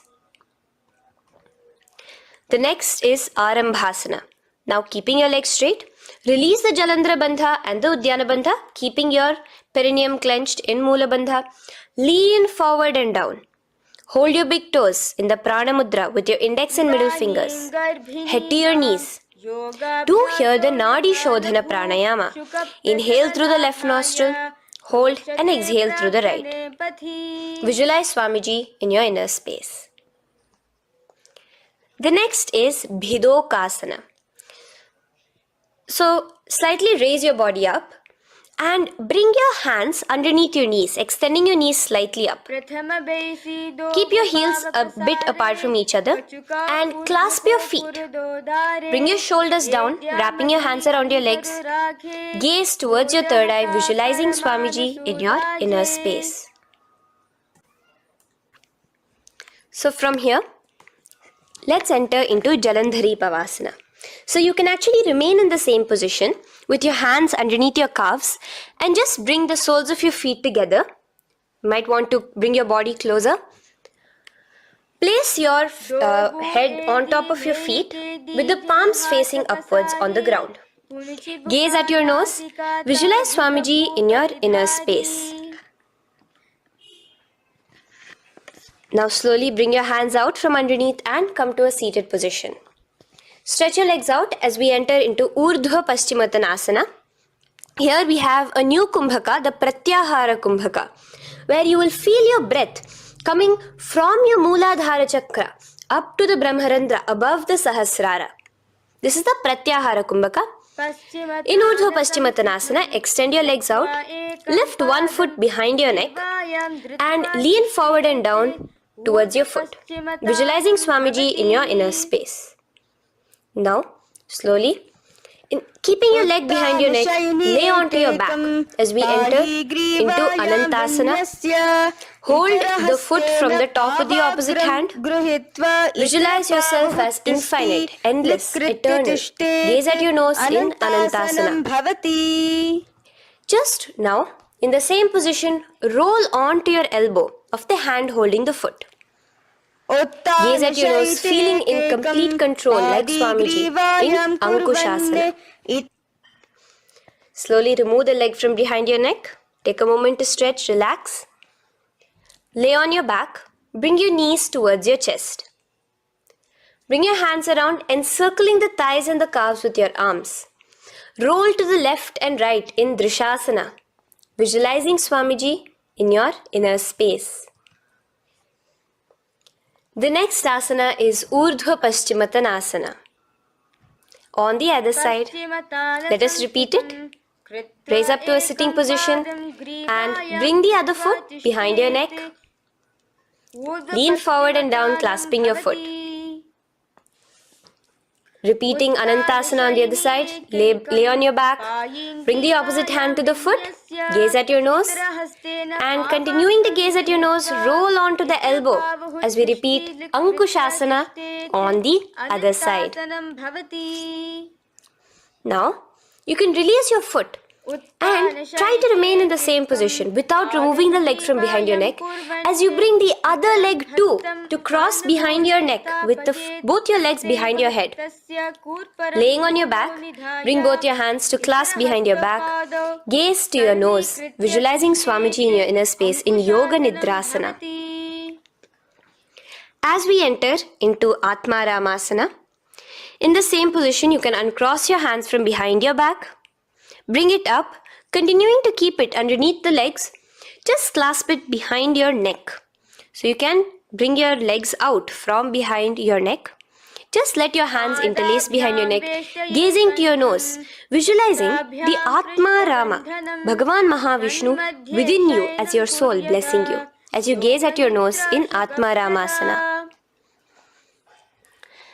Now, you can release your hands and legs. Continue to lay on your back as we enter into Kochikasana. Bring your knees to your chest with the soles facing upwards. Extend your arms sideways as you gaze towards your third eye, visualizing Swamiji in your inner space. Now, from Kochikasana, keep your arms reached out to the sides at shoulder level. As we enter into Jatara Parivritti 1, keep one knee bent, twist it and bring it to the ground on the opposite side with the other leg extended straight. In Jatara Parivritti 2, keep both the knees bent to one side. And in Jatara Parivritti 3, keep both the legs straight to one side. Throughout this, keep your head looking in the opposite direction. And let us repeat this on the other side. You can bring your knees back to your chest. Let your legs out, go to the other side and do Jatara Parivritti 1, 2 and 3. The next asana is Dvipada Pitham. So now from Jatara Parivritti you can bring your feet down, lay on your back with your knees pointed upwards, feet flat on the ground. Extend your hands holding your ankles. And lift your hips up. Engage the Jalandhara Bandha automatically as you raise your hips up, gaze at your nose, visualizing yourself as a bridge in Dvipadapitham. Now in Paryankasana, so you can lay back onto the ground and place your feet flat. Bring your arms over your head, placing the hands flat near your shoulders with the fingers pointing towards the feet. Lift your entire body up and off the ground in Paryankasana as you visualize yourself as sturdy as stone furniture. Lay back down slowly as you bring your hands out. Keep your knees to your chest here and your hands on the shoulders as we enter into Svottanasana. Visualize you're laying on your back as a playful dog. Move your hips in the circular motion. Do the Sahaja Kumbhaka. Now let us enter into Viparita Karani. First, bringing your arms out from behind your shoulders. Let your arms be extended by the side of your body. Use the strength of your arms, palms flat on the ground, to push your body, your upper body, your lower body off the mat. And keep your legs straight above you, extended. Move your legs around and around in Viparita Karani. Automatically the Jalandhara Bandha is engaged. Breathing during the Jalandhara Bandha is the Murcha Kumbhaka. Visualize Swamiji in your inner space. The next is Viparita Karani 2. In the same position, just stop the rotational movement of your legs. Visualize Swamiji in your inner space. Now, as we enter into Langalasana, just let your feet from the top rest onto the ground above your head. Interlace your fingers in the Parashu Mudra behind your body. Visualize yourself as a plow in Langalasana, continuing to engage the Jalandhara Bandha. भूमिं कर्षयेत् लङ्घलासनं भवति. Now, in Shaita Paschimottanasana, bring your hands out from behind your body and hold on to the toes above your head. Keep your legs and hands completely straight.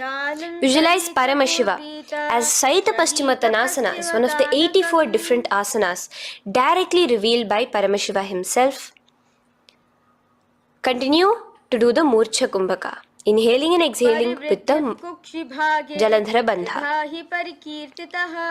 Clasping your toes now, spread your feet wide apart from each other in Supta Konasana. Visualize Swamiji in your inner space. Bring your feet back together as we enter into Chakrasana. Clasp your ankles, keeping your legs and hands completely straight above your head. Visualize yourself as a chakra, a wheel in Chakorasana. Now slowly rest your back onto the ground. Keep your legs raised up in Supta Prasarita Padangushtasana. Clasp the respective toes in the Prana Mudra with your index and middle fingers and spread your legs out wide apart from each other. Visualizing Swamiji in your inner space, restart the Ujjayi Kumbhaka where you're inhaling and exhaling, making the sound of an ocean. Bring your feet together in Supta Padangushtasana in the same position, continuing to visualize Swamiji in your inner space.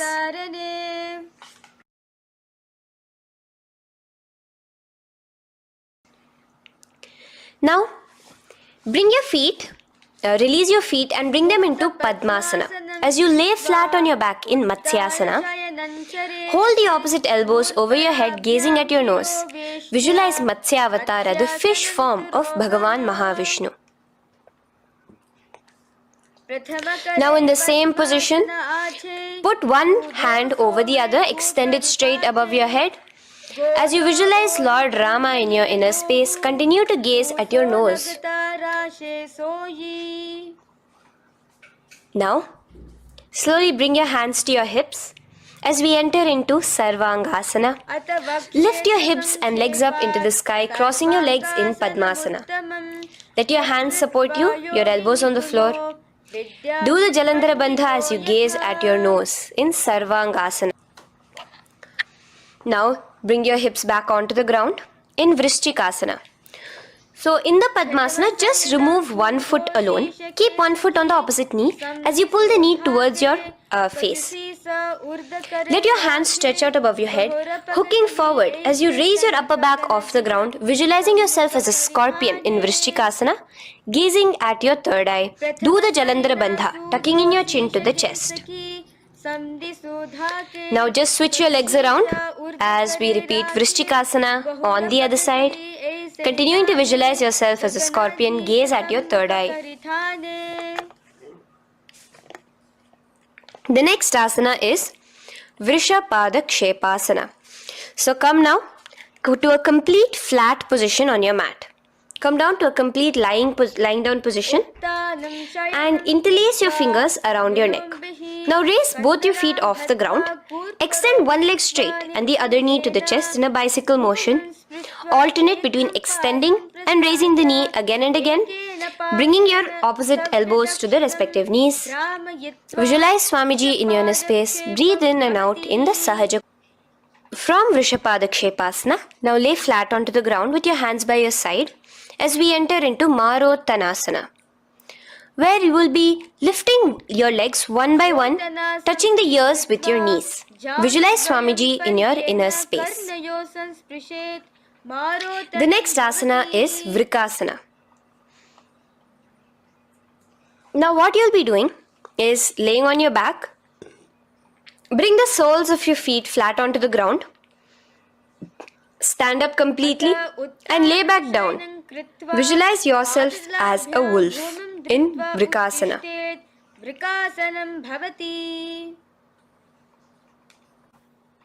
Now come back to a seated position as we enter into Luthasana, where you are going to be quickly throwing your legs above your head as you roll over completely, finishing in a prone position. Do this a couple of times.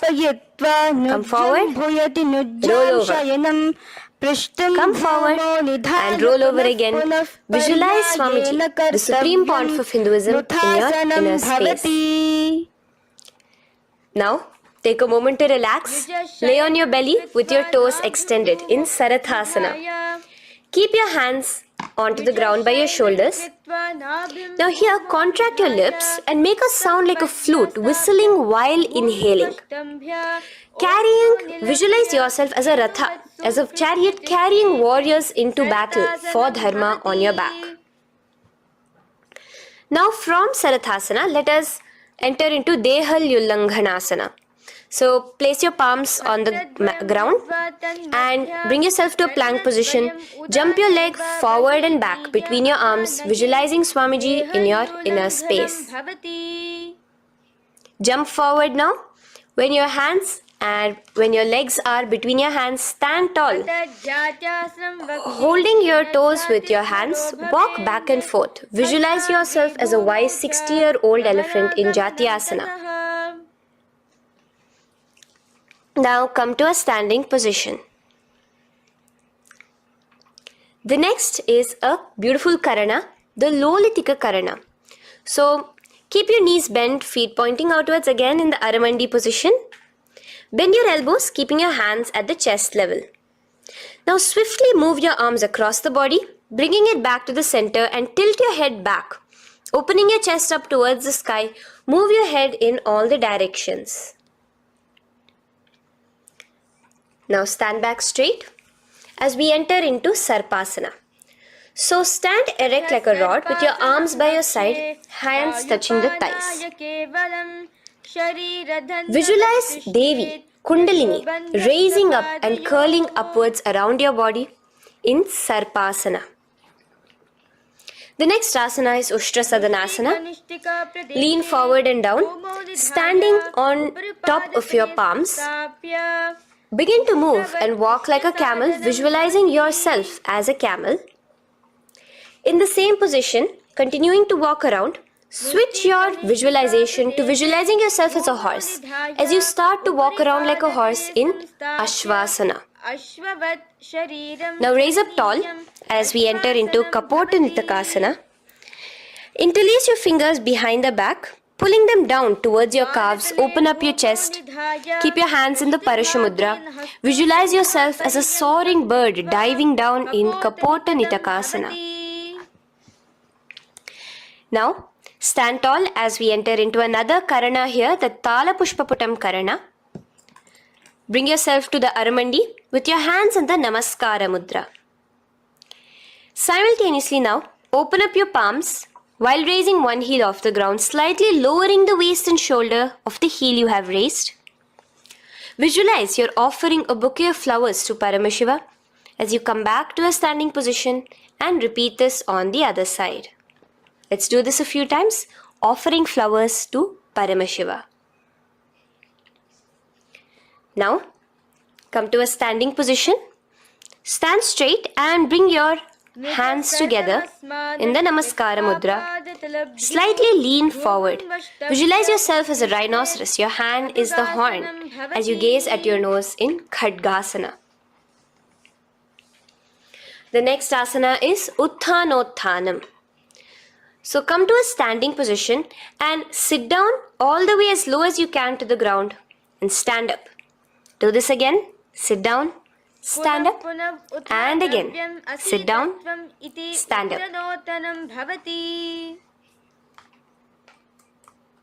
As you gaze at your nose throughout this. The next asana is Musalasana. Now come back to a standing position. Raise your hands above your head.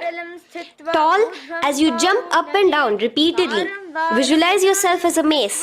Jump here in Musalasana.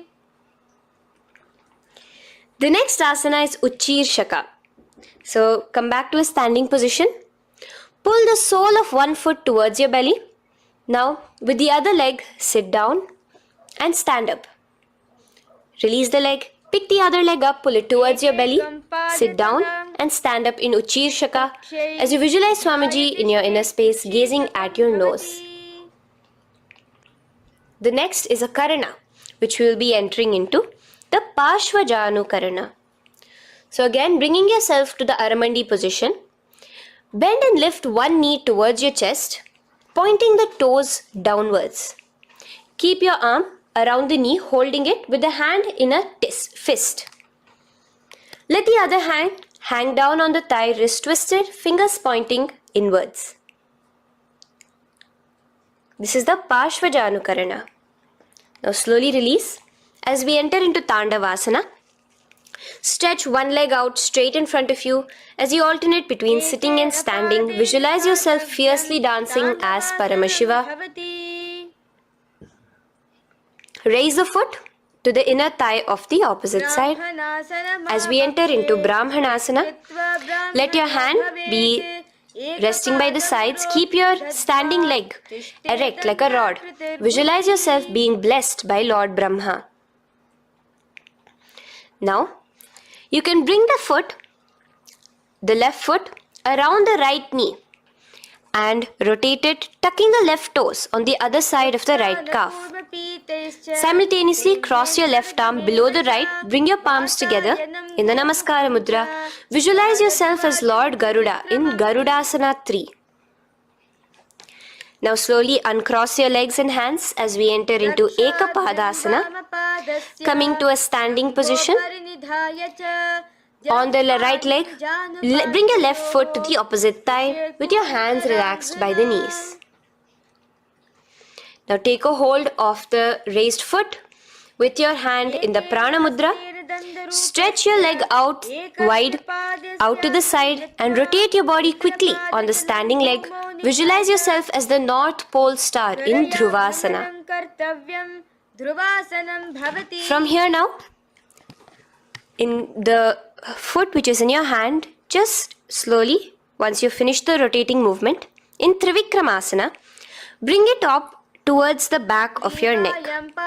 Stand as tall as you can and alternate between sitting and standing.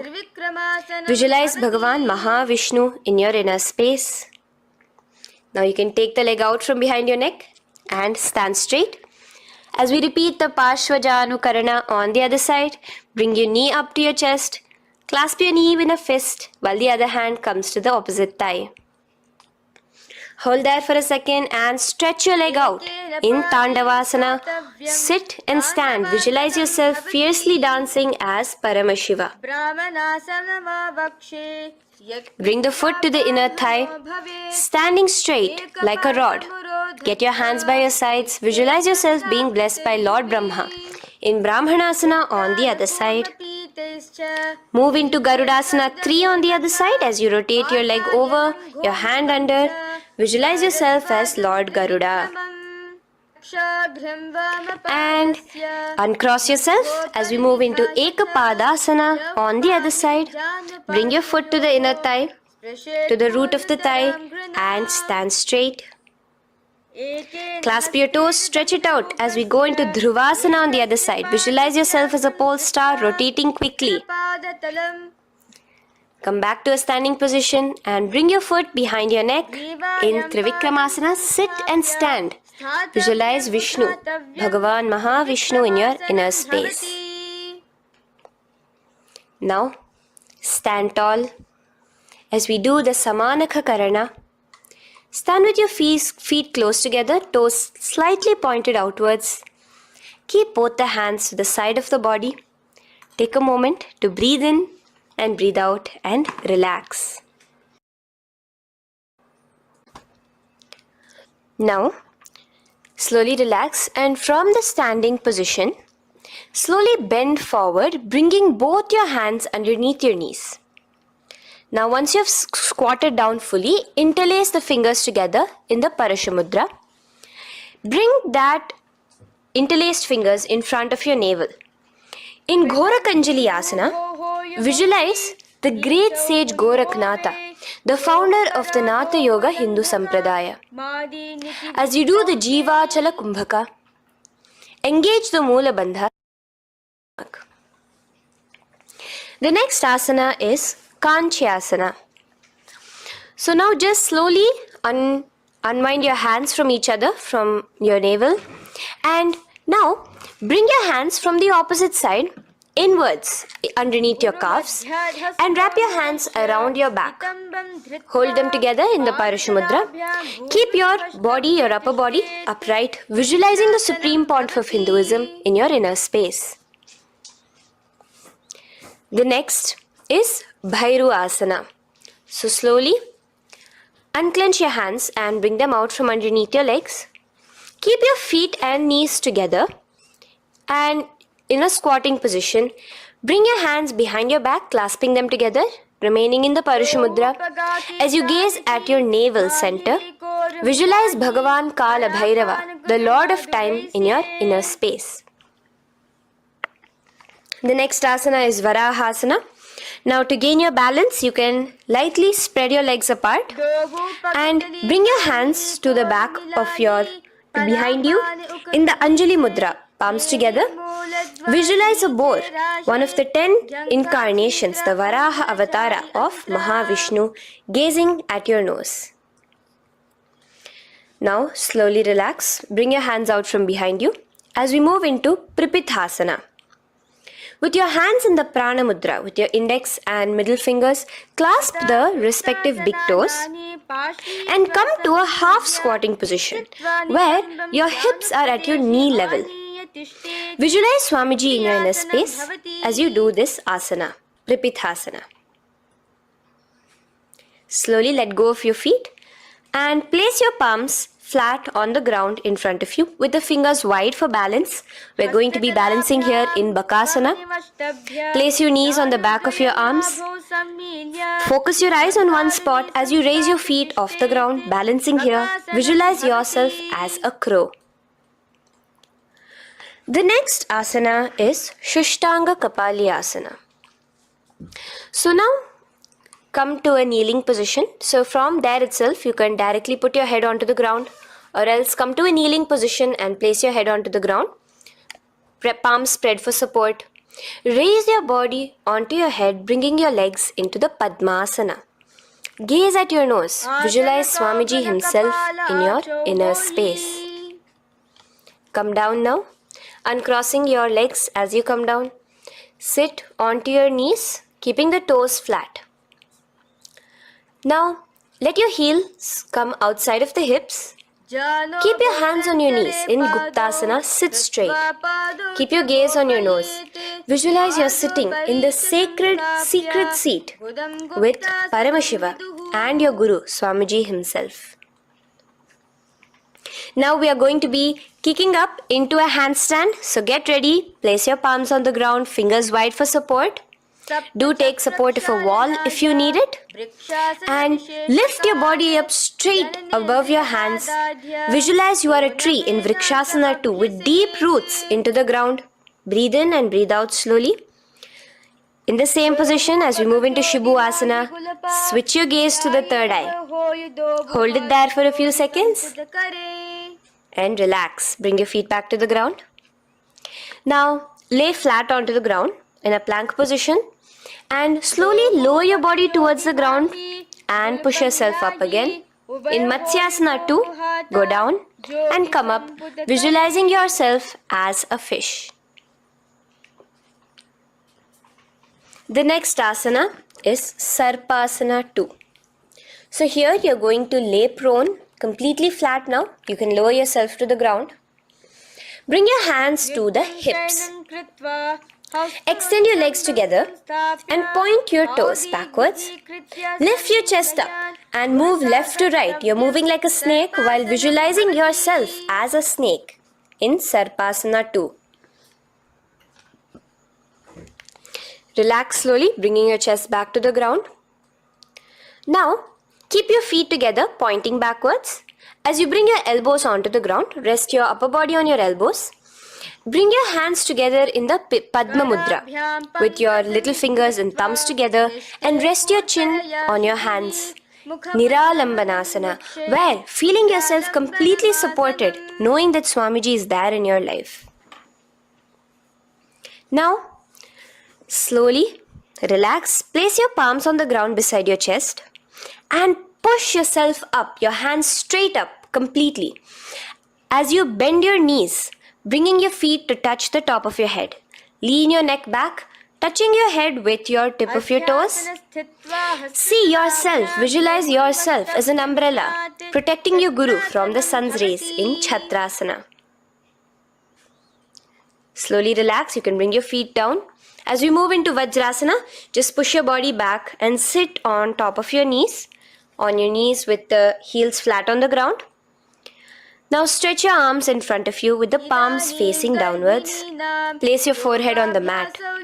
Visualize you are the weapon of Indra, the Vajra, symbolizing indestructibility as you gaze at your nose.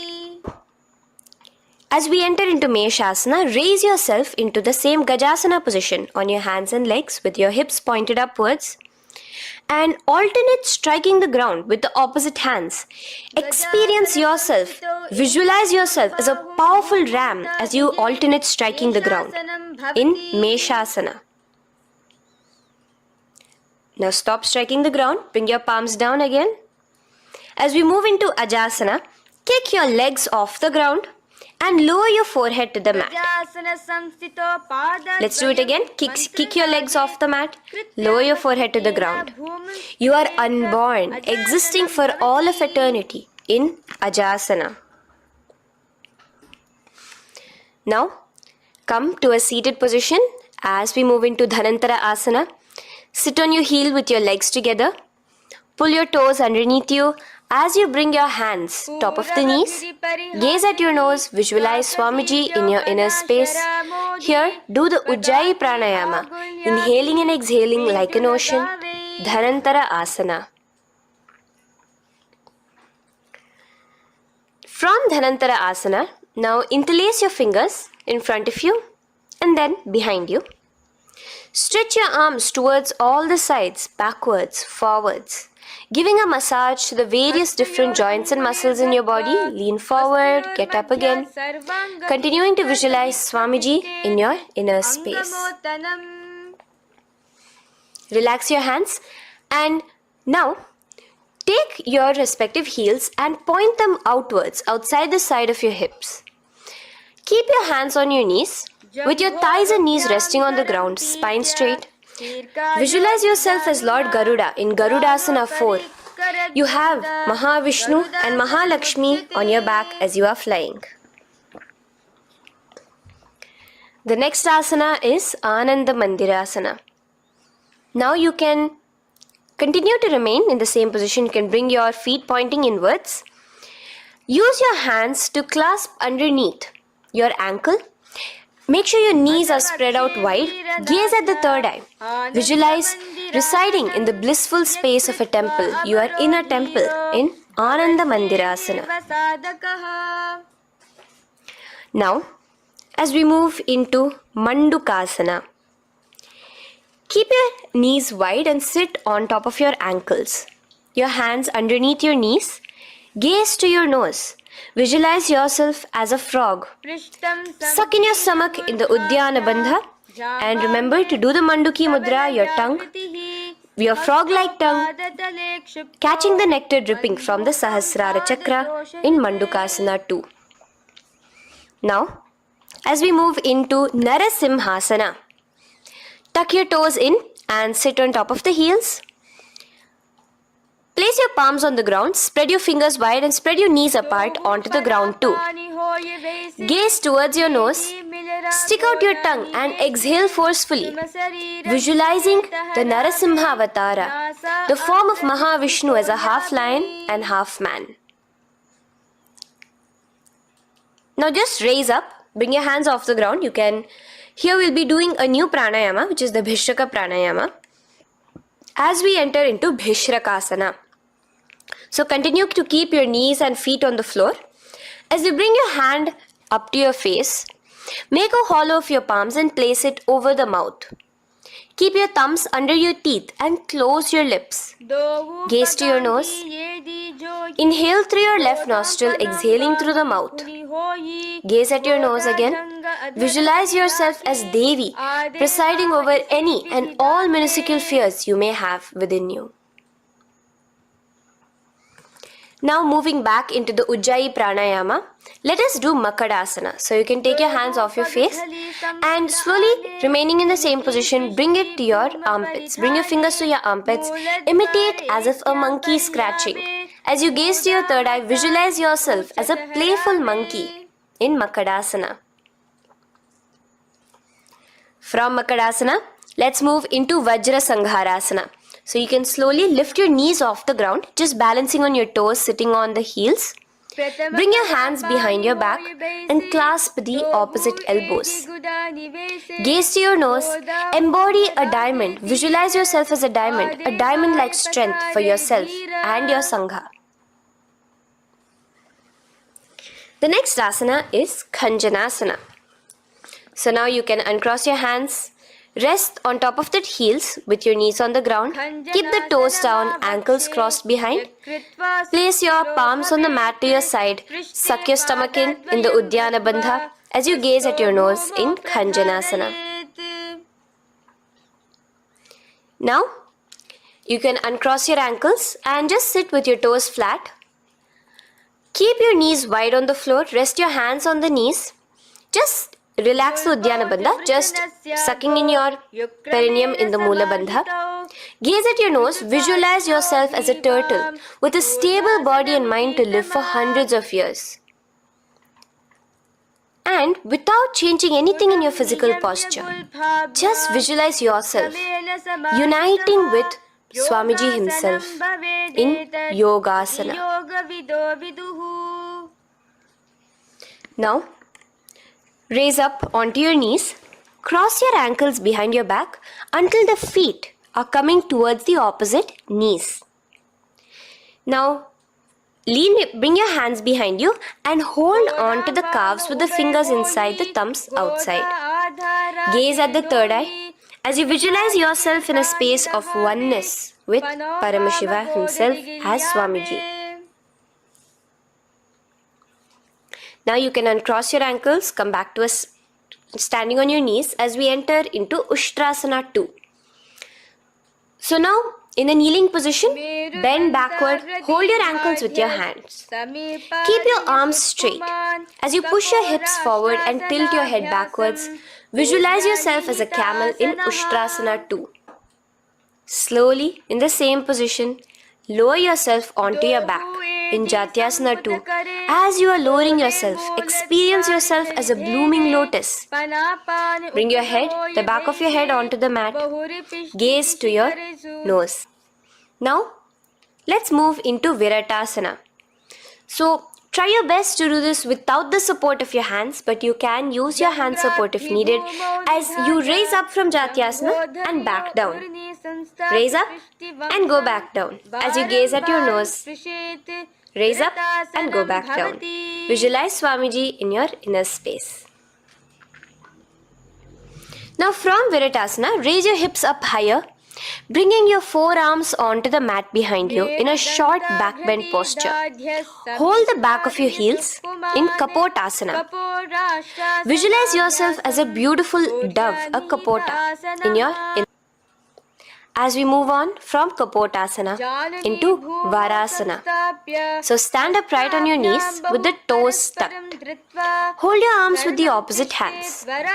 Gaze at your nose. This is the boon fulfilling posture. Visualize your boon becoming a reality directly from Paramashiva himself in Varasana. Now, keeping your knees together, toes tucked, just lean forward, bringing your head onto the mat, holding your head with your hands. Visualize yourself as a boar, as the Varaha avatar of Bhagavan Mahavishnu in Varaha Asana 2. Now, just kick your legs off the ground as we enter into Mundasana. Raise yourself up into a headstand posture, visualizing yourself as a lopped tree. Gaze at your nose. Breathe in and out in the Sahaja Kumbhaka. Slowly come down now. Relax. Come to a kneeling posture. Sit on your heels. Bring your head down beside your knees, your elbows adjacent to the knees, your hands holding your head. Exhale through your mouth as you gaze at your nose, visualizing Swamiji in your inner space in Andhasana. Now from here, push yourself off the mat as you come lying prone on your belly. Let your arms be extended straight out and together lift your thighs, arms and chest off the ground, stretching your body, balancing there. Visualize yourself as a locust in Viparita Shalabhasana. The next asana is Kapalasana. So slowly lower yourself back to the ground. Now laying on your belly, bring your arms to your side, palms downwards. Keep your forehead on the ground and your chest on the mat. Only lift your legs up into the air. Only your legs are lifting up. Visualize yourself as a skull. You are a mind with purified thoughts, a strong will to attain enlightenment in Kapalasana. The next asana is Akasha Kapotasana. So now, in the same position as you are, let your arms be straight out behind you. As you kick your legs up and over your head, bring your feet slowly to the mat in front of you. Push yourself, balance there. Visualize yourself as a free and open flying dove in Akasha Kapotasana. Bring your legs back out as you lay flat on the mat. Now push yourself onto your knees. Place your forearms on the ground and your chest down such that your navel is touching your knees. Be sturdy, visualizing yourself as a sparrow in Chatakasana. The next asana is Vrishchikasana 2. So your forearms are on the ground. Now slowly raise to your toes and kick your legs off the mat. Slowly lowering your legs to your head. Visualize yourself as a scorpion as you balance in Vrishchikasana 2. Slowly release yourself, coming back to the ground as we enter into Vrishasana. Sit down on top of your right heel and let your left foot remain outside of the hip, the ankle to the side. Place your hands on the mat, visualizing yourself as a bull in Vrishasana. Now, bring both your knees underneath you, sit on both your heels, cross your left leg over top of the right lightly and in Lolasana, push yourself off the ground. Your knees are off the ground, you're just balancing on your hand above the mat. Visualize Swamiji in your inner space. Lower down now. Bring the left foot now outside. Bring the right foot out and sit on your left heel now. As we do Vrishasana on the other side, visualize yourself as a bull. From here, let us get into a very powerful asana, Balagunasana. So, place your left toes on the ground, sit on the heel of your left foot. Place the right foot flat with the knees raised towards your chest. Maintain your palms on the respective knees. Be upright. Visualize Balagunahai, one of the 84 siddhas in your inner space in Balagunasana. Now come to a squatting position. Let your feet be flat as you bring your elbows under your thighs and calves, wrapping it around your shins. Hold on to your ankles from the outside in Grahasana, visualizing yourself as an entire planet. Now you can unwrap yourself as you sit on top of the opposite heel in Balagunasana on the other side. Maintain your palms on the respective knees. Visualize Balagunahai, one of the 84 siddhas in your inner space. Now, sit upon both the toes with the heels up and knees off the mat, knees pointing forward. Now, keep your hands downwards on the respective knees. Keep your spine upright as you visualize Swamiji in your inner space in Utkatasana. The next asana is Vajra Sangharasana. Just spread your knees out wide in Utkatasana. Spread your knees out wide. Clasp the elbows behind your back. Visualize Swamiji in your inner space in Vajra Sangharasana 2. The next asana is Anilasana. Now, sit with your feet hip width apart. Bring your hands under the soles of your feet from inside. Your palms facing downwards. Step onto your hands. Keep your arms straight, elbows together at the navel. Gaze to your nose. Visualize yourself able to consume and live off of air alone in Anilasana. The next is Padukasana. So from Anilasana, you can release your hands. Place the back of your hands on the mat with your fingers facing upwards. With your fingers facing towards your body, palms upwards. Step your feet on top of your hands and wrap your hands around your feet like a shoe. Walk around.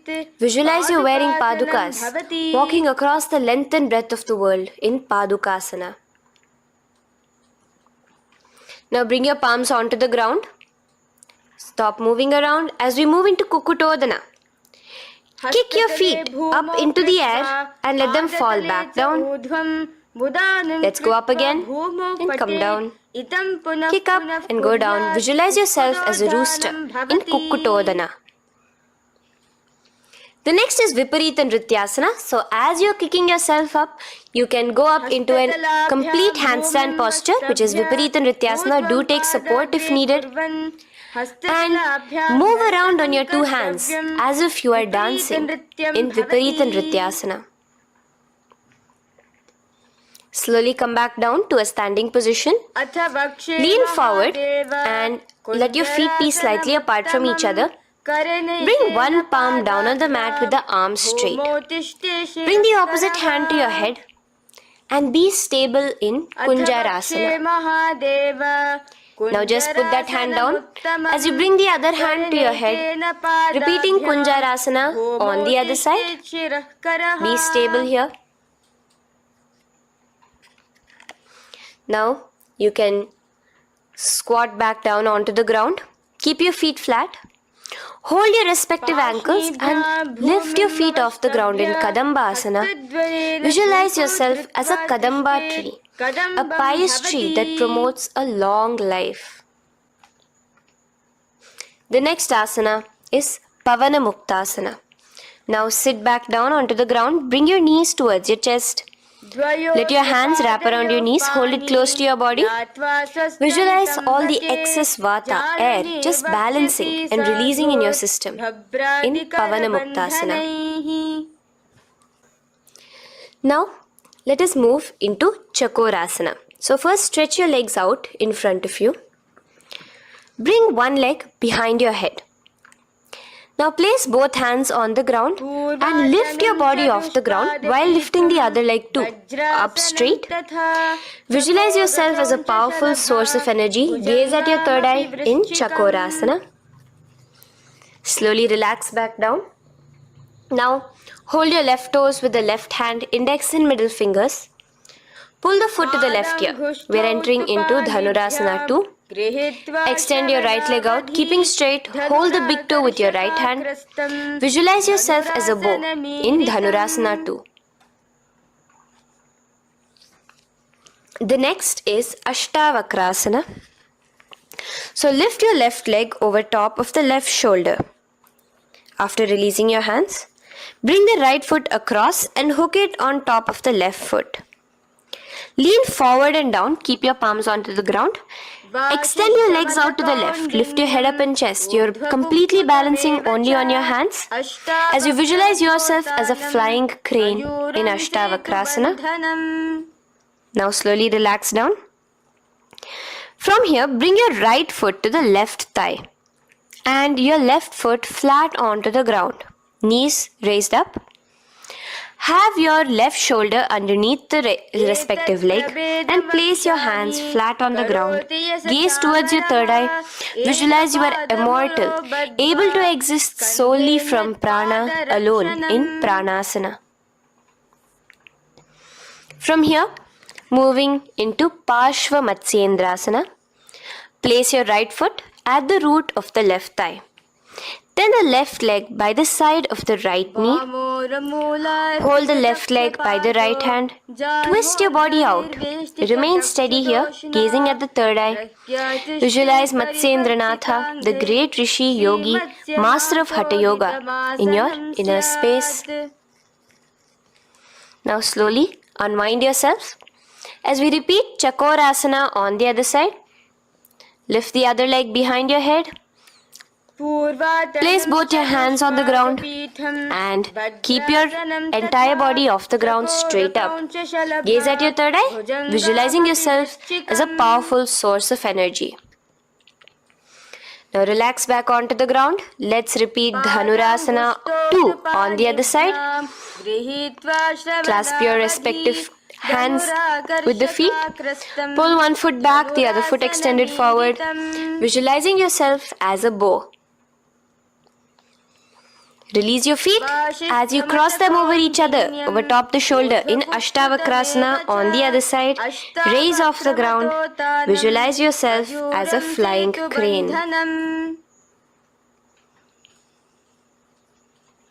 The next asana, we'll be repeating Pranasana on the other side. Bring the right foot to the left thigh. Bring your hands onto the ground with the knee raised. Gaze at your third eye, visualizing yourself able to live off just prana, just air alone. And relax as we do Parshva Matsyendrasana on the other side.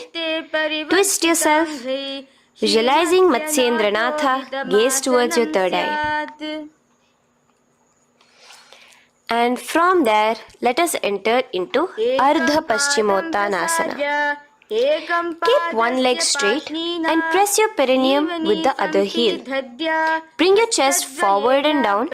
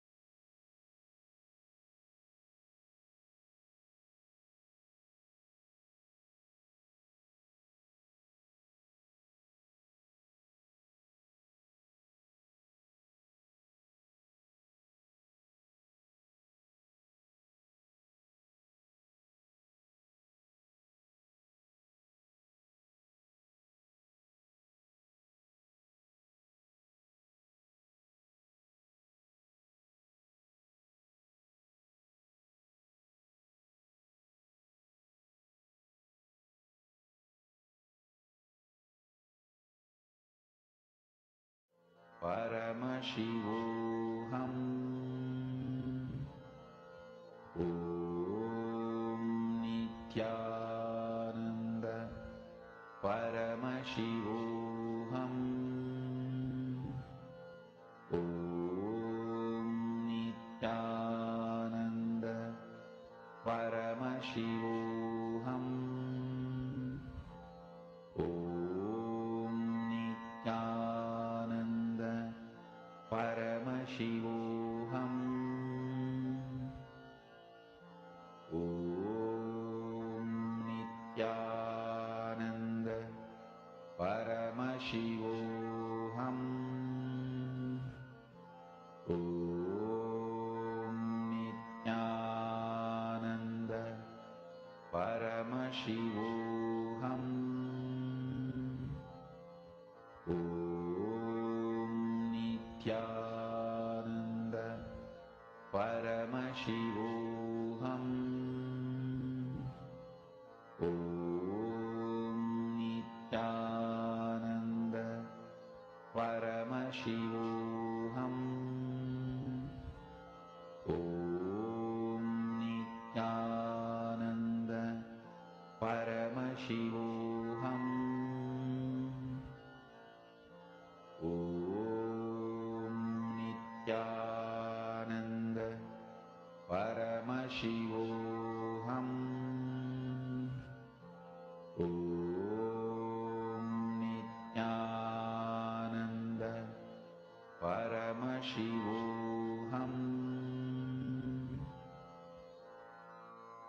Mahamahavagya, spiritual lullaby for Samadhi, and Suprabhatam, wake up call, wake up song for Paramashiva.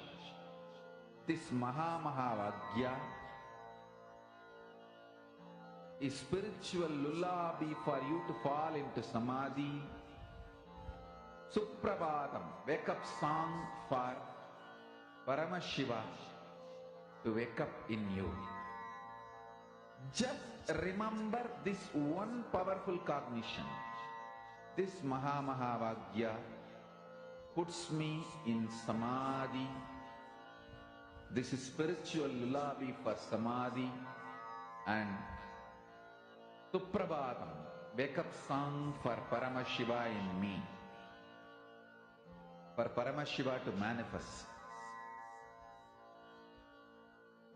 With this one spiritual powerful cognition, chant this Mahamahavagya.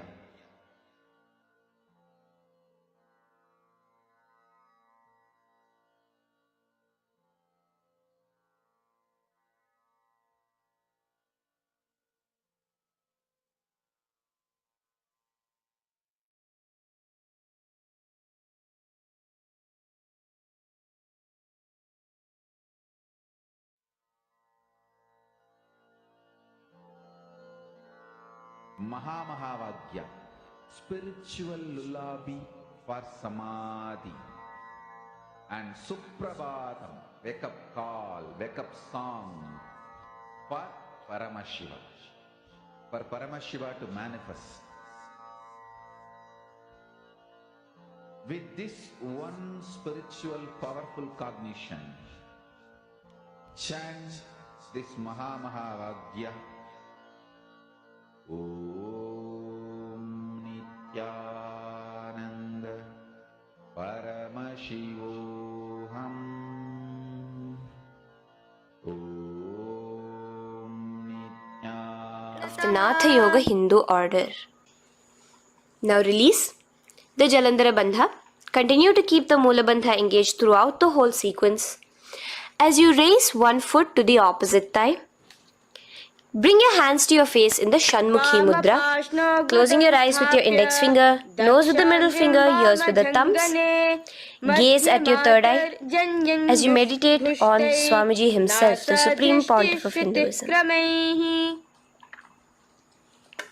Now release the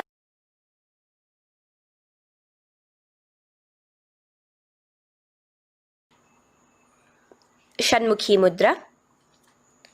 And in Yogasana 2, bring your legs into the Padmasana position over the opposite thighs. Keep your hands flat onto the ground beside your knees with the palms facing upwards. Sit straight, gaze at your nose. Here we'll be starting the Kaka Chanchu Kumbhaka, where your inhalation will be through your tongue wrapped like a pipe, and your exhalation will be through your nose. From Yogasana 2, now keeping your palms beside your body, just switch them around to be flat on the ground and push your entire body off the ground, balancing. Visualize yourself as a rooster in Urdhva Kukkutasana. Now relax down, come back to a seated position on the floor, keeping your legs in Padmasana. Insert your hands through your knees and place them on the mat. Remember, do not lift your body up, just stay seated down there. In Siddha Harituliyasana, gaze to your nose, visualize Swamiji himself in your inner space. From there, let's enter into Hamsasana, where you will actually be pushing yourself off the ground. Lift your thighs up high above your shoulder, above your elbows as much as possible. Gaze to your nose, visualizing yourself as an elegant swan in Hamsasana. Now release yourself. Now, do not take your hands out from between your thighs and calves. Just go onto your knees and reach your hands behind your body with your fingers interlaced in the Parashu Mudra. Bring your forehead to the floor as you gaze at your nose. Visualize yourself as Lord Paramashiva's bow in Karmukasana. Now, slowly come back to the seated position as we move into Kurmasana 2. Keeping your hands in between your thighs and calves, bend your elbows and hold your respective shoulders with your hands. Visualize yourself as a turtle, a stable body and mind to live for hundreds of years. Now in the same position, just engage the Jalandhara Bandha, tucking your chin to your chest as we move into Granthi Bhedasana, gazing at your nose. Rejoice, knowing you are in Paramashiva's secret knot posture. And from there, release the Jalandhara Bandha as you roll onto your back. Keep your hands on the shoulders, laying flat on your back. As you visualize yourself as a turtle on its back, playful, gaze at your nose in Uttana Kurmasana. Now rock yourself back to a seated position as we do Pangu Kukkutasana. Now it's the same as your hands between your thighs and the calves, except you will be placing one hand flat on the mat. Hold the wrist with the other hand. Lift your body up and holding only on one hand. Visualize yourself as a rooster in Pangu Kukkutasana. Now release back to the ground. Hold. Let's do Pangu Kukkutasana on the other side. Place the other palm flat and bring the other hand holding the wrist. Push yourself off the ground. Visualize yourself as a rooster. Continue the Kaka Chanchu Kumbhaka, sucking in your breath through your curled tongue and exhaling through your nose. As you slowly extricate your hands from between your thighs and calves, let's do Girdharasana here.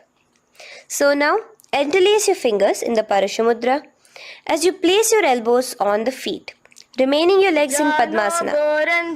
Lean forward and down, resting your chin on your knuckles. Place your thumbs to your throat in Girdharasana. Visualize Swamiji in your inner space. From there now, sit straight into Padmasana 3. So with your legs in Padmasana, bring one hand over the other near your navel center. Engage all the three bandhas, suck in your stomach, clench your perineum, tuck your chin to your chest and gaze at your nose in Padmasana 3. Slowly now, as we move into Padmasana 4, bring your hands to the respective knees. Release the Jalandhara Bandha and release the Uddiyana Bandha, just engaging the Mula Bandha alone. Visualize Paramashiva in your inner space as you gaze at your nose in Padmasana 4. Now we'll be entering into Karmukasana 2. So in the Padmasana position, hook your right hand index and middle finger in the Prana Mudra around the toe. Pull it back while your left hand rests on the knee.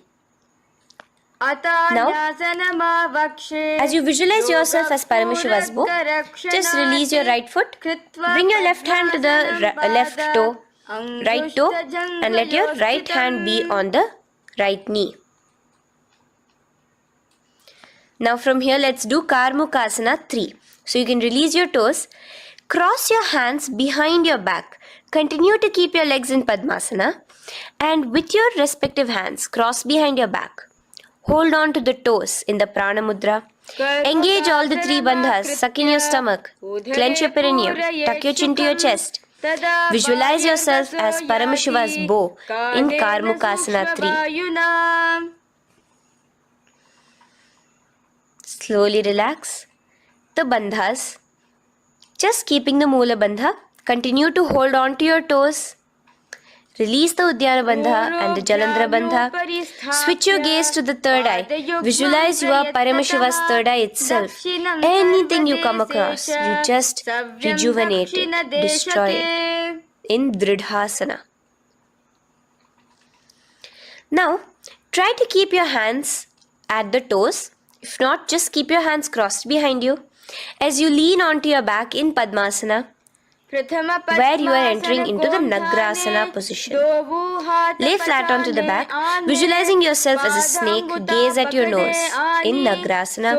Do the Sahaja Kumbhaka, simple breathing, inhaling and exhaling.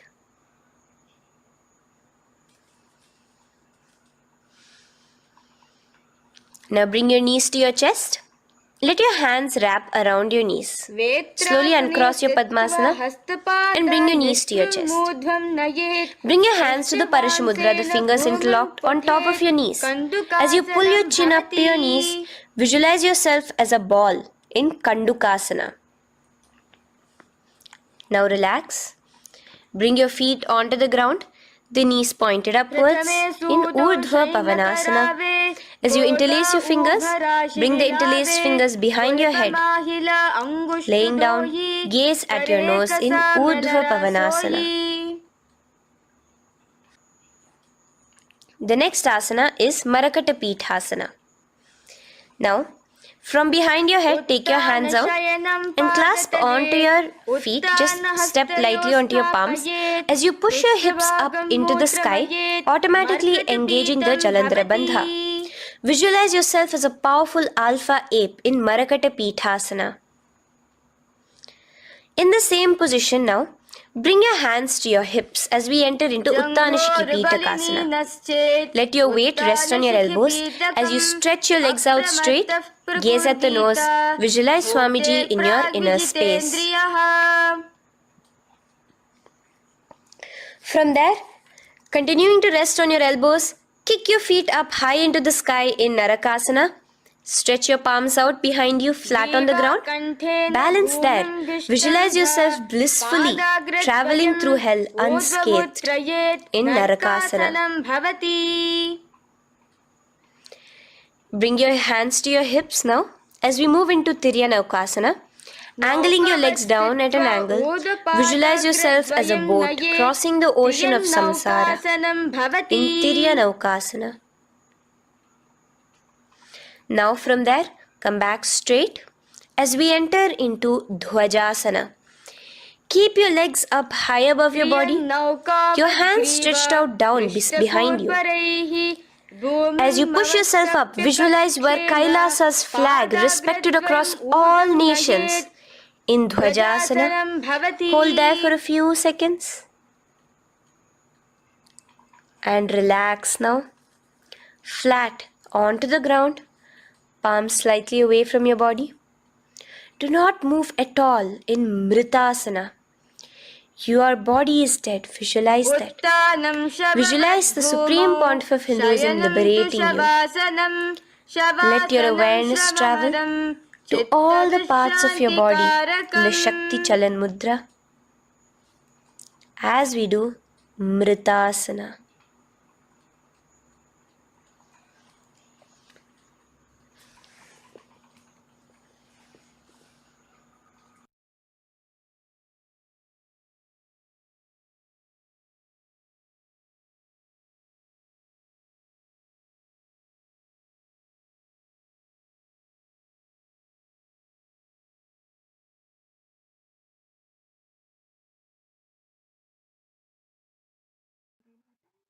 ॐ पूर्णमदः पूर्णमिदं पूर्णात् पूर्णमुदच्यते पूर्णस्य पूर्णमादाय पूर्णमेवावशिष्यते ॐ शान्ति शान्ति शान्तिः हरिः ॐ तत्सत् सर्वं भगवच्छ्री नित्यानन्द परमशिवपादुकार्पणमस्तु ॐ नित्यानन्दम्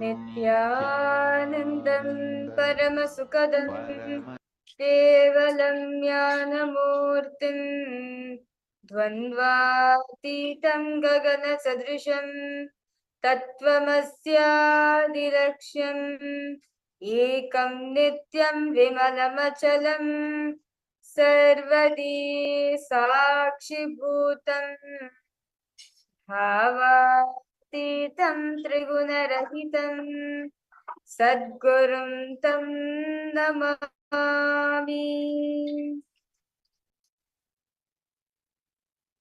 Nityanandam, we welcome all the participants and all the viewers for another new day of the Paramashivoham program. As we are now entering into the 16th day of the Paramashivoham program, I request all participants to post how is the program for all of you. So all of you entering into the 16th day of the program. Definitely some shifts, something change, some transformation would have happened in your life. Some breakthroughs would naturally have manifested for all of you. So request all participants now to also post how was the Nityanda Yoga for all of you. Did all of you enjoy the Nityanda Yoga? If you have any further questions on doing the asanas, because all participants do feel free to post in the chat section, as Swamiji has designed this whole program in such a way that you experience the super consciousness. You experience the breakthrough. You are actually experiencing Paramashivoham in your life. So that is why very beautifully Swamiji has designed. First is going to be the Nityanda Yoga, followed with the power manifestation, followed by with the sessions of the day, where you listen to Swamiji's satsang, followed by internalization exercise, which help us to cognize the truth and how to implement it in our life, followed with the power manifestation sessions throughout the whole day, and then preparing our whole day for the darshan and receiving the ultimate darshan and gift from Swamiji. I request all participants to post their understandings on why we do Nityanda Yoga right after. Why do we do Nityanda Yoga first thing in the morning? And as very beautifully we have learned that yoga is you experiencing communion with the divine. As very beautifully all of us learned yesterday, that Tantra is a conscious-centric lineage, conscious-centric sampradaya, which nothing but experiencing highest communion with the divine. As Swamiji says very beautifully, that our Mooladhara Chakra, the fourth petal, represents our oneness. We are experiencing communion with the divine. So, understand, in Nityanda Yoga, we are having a communion with the divine. It is a tantra. It is a technique beautifully given by Paramashiva to experience communion not just with yourself, but to experience communion with the divine. Understand? In yoga, all the participants, you are going beyond your body and mind, where you're only allowing that oneness space to enter into you. This is why Swamiji says very beautifully, when you're connecting with the divine, it matters a lot what kind of visualizations which you're holding, the kind of repetitions which you're doing in your inner space. All this matters a lot as it directly enters into a very system. It directly enters into a very bio-memory itself. So it is important for all of us to understand that the visualizations which we carry during Nityanda Yoga directly enters into our very system. It directly impacts our very bio-memory itself. To give an example, take an example of a banana. Okay. Now, if I have a needle, now if I pierce the needle through the banana, it will how smoothly it will go through the other side. Same way, your body is like that. Your body is like a banana. It's like a clay which you can mold. If you insert the needle of the visualizations which you're having, such as the incompletions or whatever visualizations which you're carrying, if you insert that needle into your life, you will see only those memories, bio-memories will start hitting.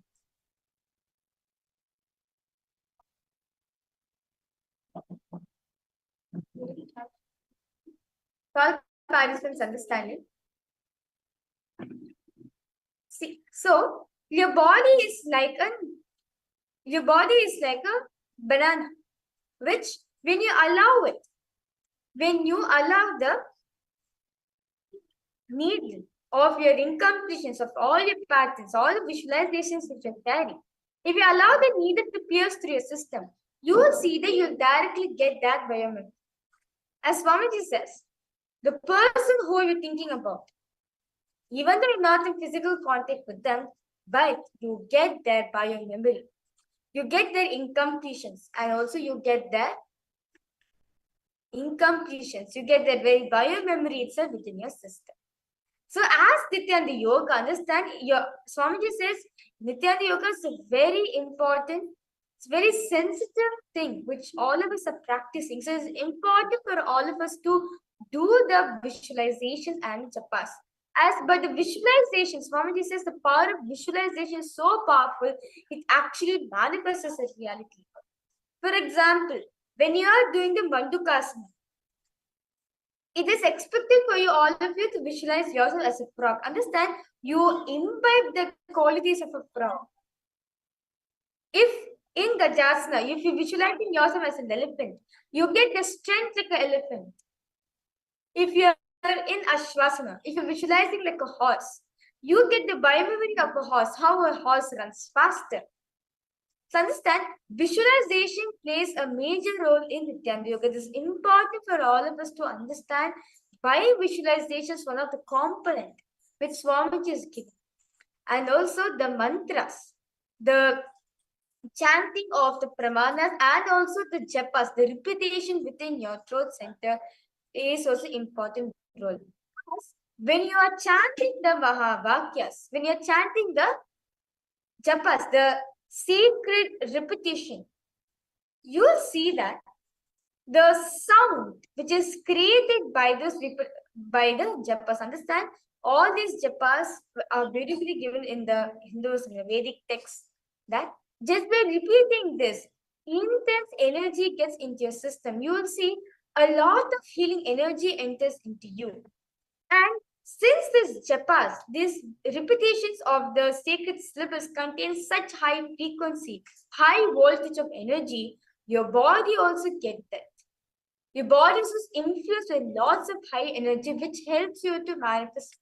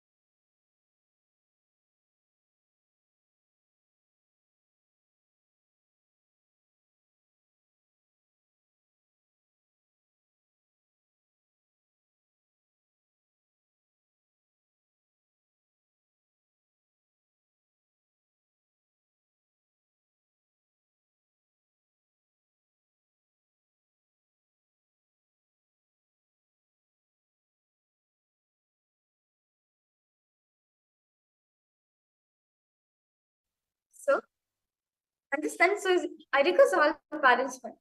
Now, as we are entering into the 16th day of the program, as you continue to do the Nitya Yoga, try to do all the 12 components, as these 12 components adds a direct impact into your very system. So with that beautiful understanding we get, let us now enter into the power manifestation. So for all the participants, we will be now manifesting the power of third eye reading. So let us now listen to the Shastra Pramana, what Paramashiva says on manifesting this beautiful power. Very beautifully, Paramashiva says in the Vijnana Bhaiva Tantra, Sutra 34, Dharana 11, where Paramashiva says, Kapalantar manonyasa tishtan milita lochanaha kramena madasodhaidhyar lakshaye lakshamuttamam.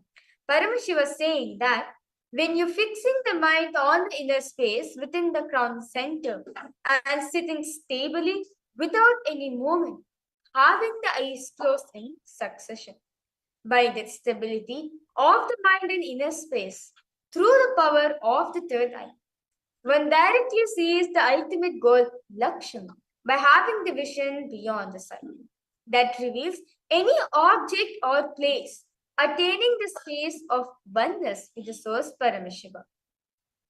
So basically, Paramashiva is saying that when you concentrate on the inner space, understand? Your inner space is the place where Paramashiva is residing, where Swamiji is residing. So when you are concentrating on the inner space, your mind is in succession. Swamiji says very beautifully, and Patanjali also says in the Patanjali Yoga Sutras that Yoga Chitta Vriddhi Nirodha, cessation of the mind is yoga. So understand all the participants, whenever you are power manifesting, it is a yoga flow. It is a yoga for your very consciousness, as your mind is in cessation. Your mind is in succession. So when you keep your mind in succession, understand, you experience the ability to see through your third eye, where you're able to see everything around you, where you're able to see places, objects just through the third eye. And not just that alone. You will see, once you're experiencing the third eye powers, you are established in the space of oneness with Paramashiva. Sri Krishna also speaks about this power beautifully in the Bhagavad Gita, chapter 11, verse 8, where Bhagavan Sri Krishna says to Arjuna,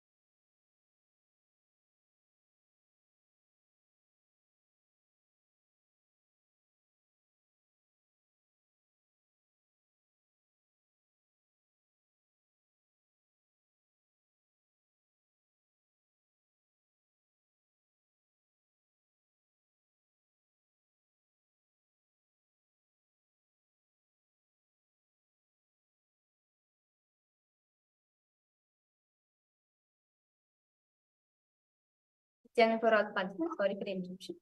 So, very beautifully, Sri Krishna also speaks about this in the Bhagavad Gita, chapter 11, verse 8, where Sri Krishna says very beautifully, Natumam shakyase drashtum anenaiva svachakshusha divyam dadanute chakshuhu pashyame yogameshwaram.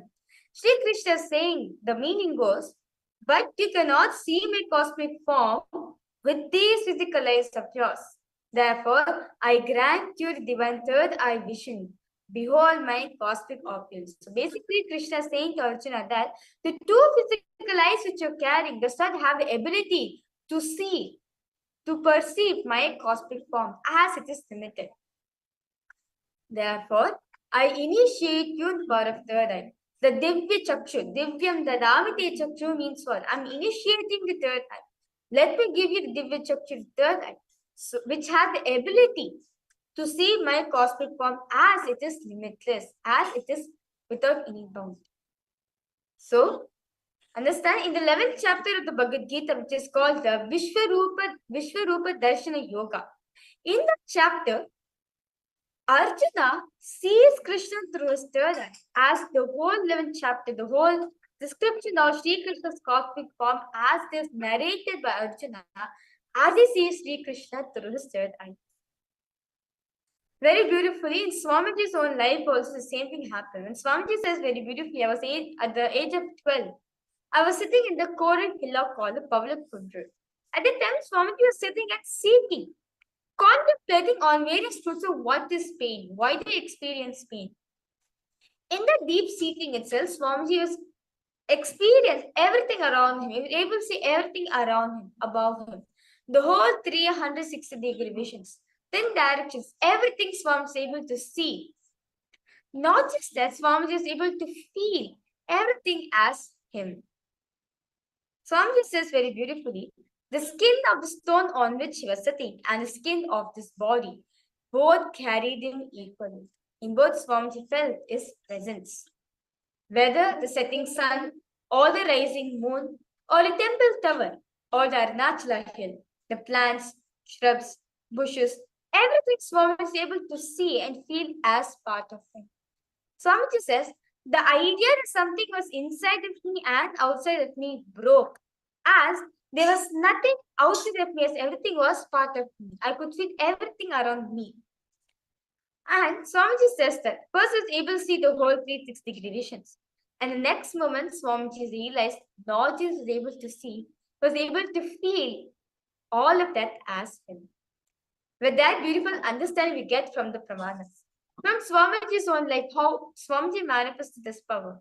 Let us now enter into the power manifestation. So request all participants now to settle down. We will now starting the power manifestation. Request all of you now to close your eyes. Tie your eyes with the eye band.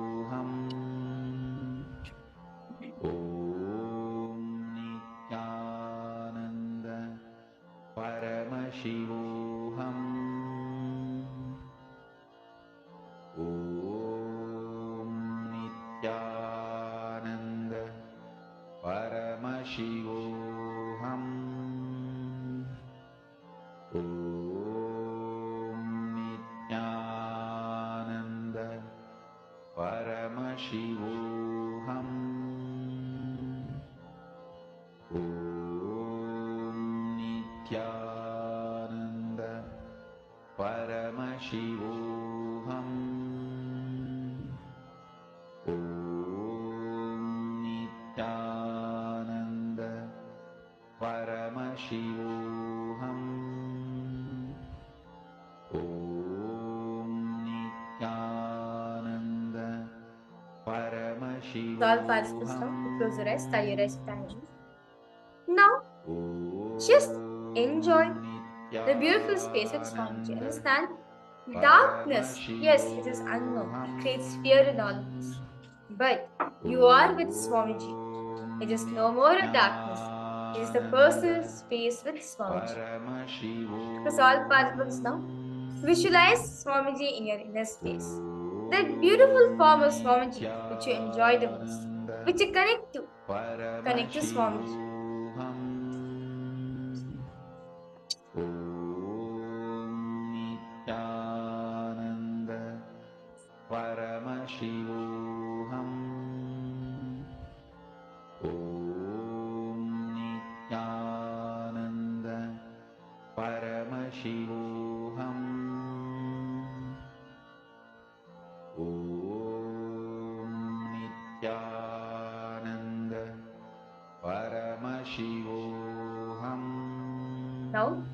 Slowly, intensely, start chanting the Mahavakya. Om Nityananda Paramashivoham Om Nityananda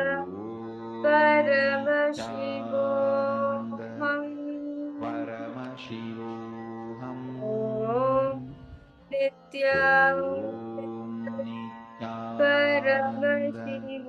Paramashivoham. Now, for all participants, a picture is being projected.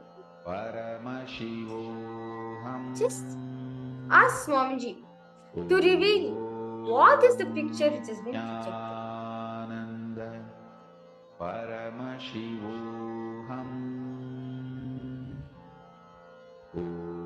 As soon as Adhika all participants now, as soon as Swamiji is starting to show, draw it in your notebooks.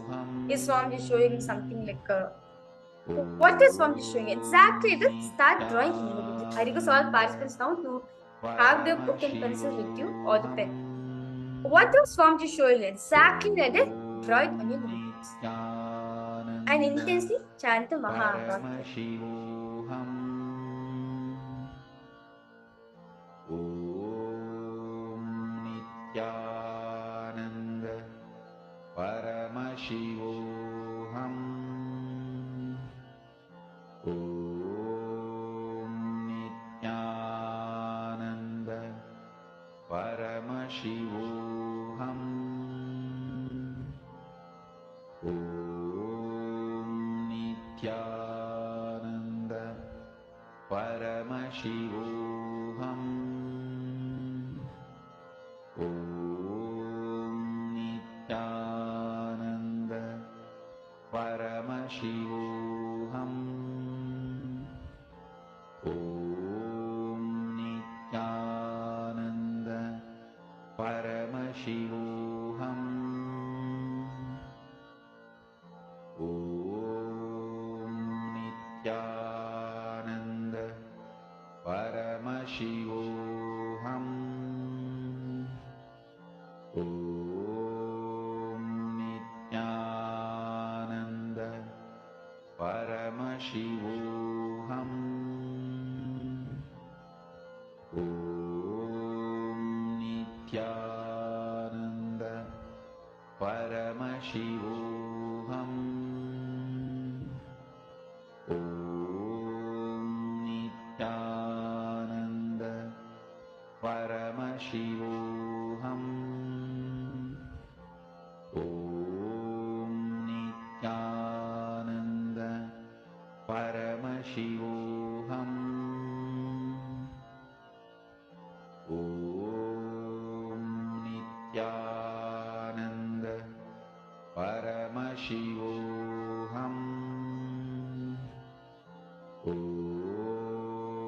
Nityananda Paramashivoham. Om Nityananda Paramashivoham.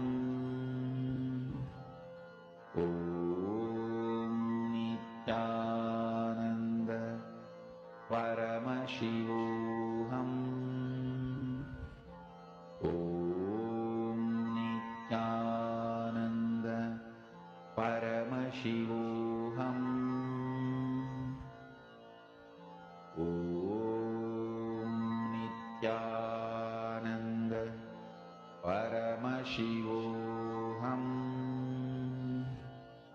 Om Nityananda Paramashivoham.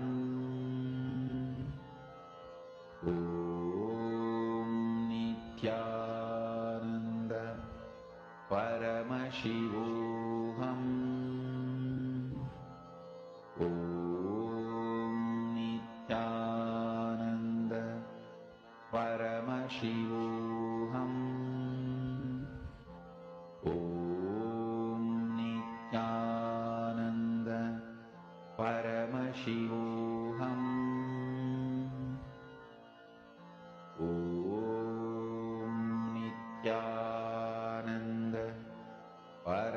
Paramashivoham. Om Nityananda Paramashivoham. Om Nityananda Paramashivoham. Om Nityananda Paramashivoham. Om Nityananda Paramashivoham. Om Nityananda Paramashivoham. Om Nityananda Paramashivoham. Om Nityananda Paramashivoham. Om Nityananda Paramashivoham. As Swamiji is showing you. Om Nityananda Paramashivoham.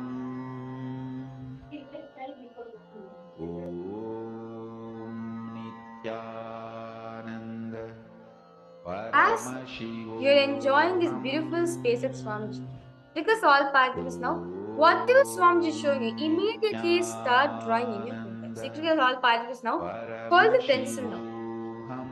And just close your eyes, connect to Swamiji. Understand, it is Swamiji who's now holding the pencil, not you. You are just a support. Just ask Swamiji to flow to you. See, Swamiji will beautifully guide you on how to draw the image. Because all participants, just understand, you're just holding the pencil for Swamiji to draw. That's it. Just connect to Swamiji. However, Swamiji is leading your hand to draw, exactly to go in that direction. Continuously chant the Mahavakya. Om Nityananda Paramashivoham. Om Nityananda Paramashivoham.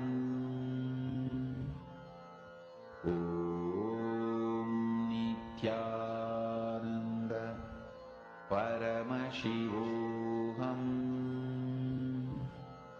Om Nityananda Paramashivoham. Om Nityananda Paramashivoham. Om Nityananda Paramashivoham. Om Nityananda Paramashivoham. Om Nityananda Paramashivoham. Om Nityananda Paramashivoham. Om Nityananda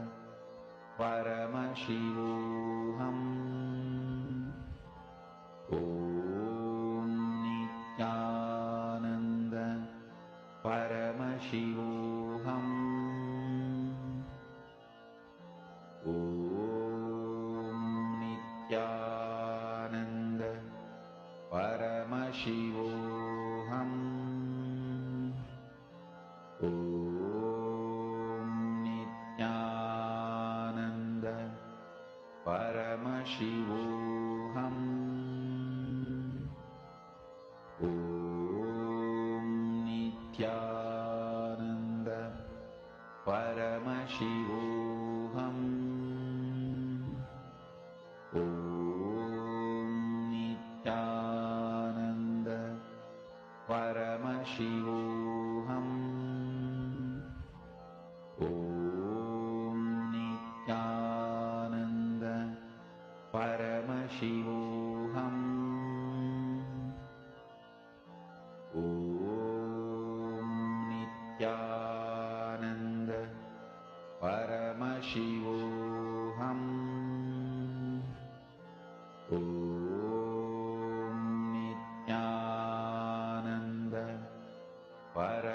Paramashivoham.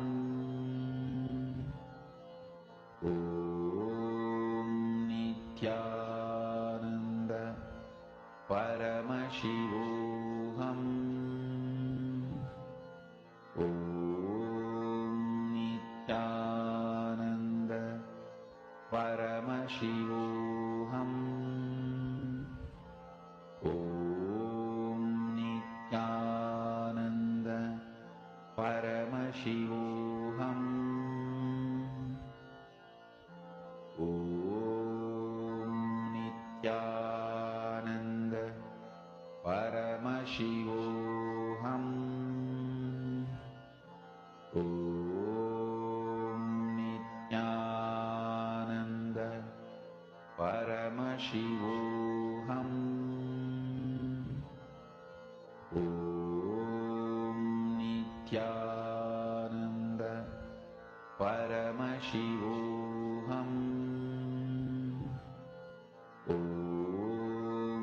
Nityananda Paramashivoham.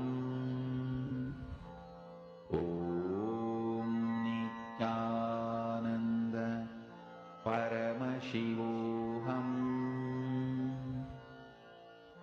Om Nityananda Paramashivoham. Om Nityananda Paramashivoham. Om Nityananda Paramashivoham. Om Nityananda Paramashivoham. Om Nityananda Paramashivoham.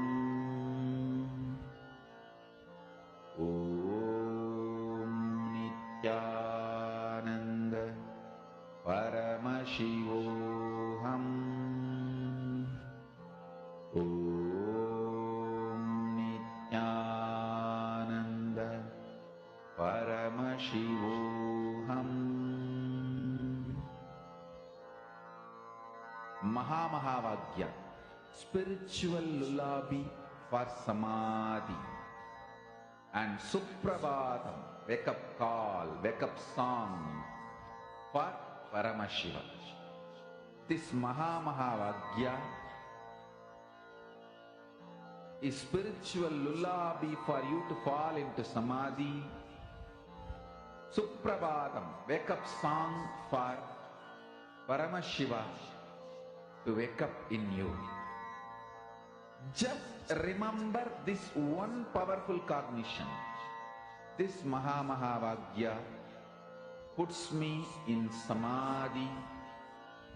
This is spiritual lullaby for samadhi, and Suprabhatam, wake up song for Paramashiva in me, for Paramashiva to manifest. With this one spiritual powerful cognition, chant this Mahamahavaagya.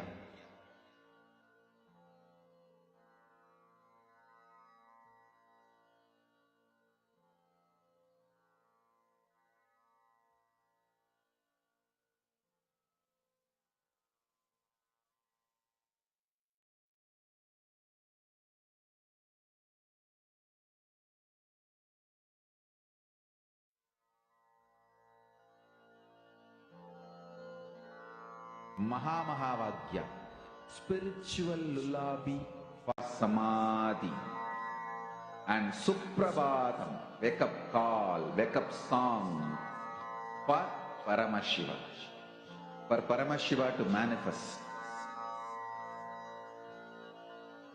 With this one spiritual powerful cognition, chant this Mahamahavaagya. Om Nityananda Paramashivoham.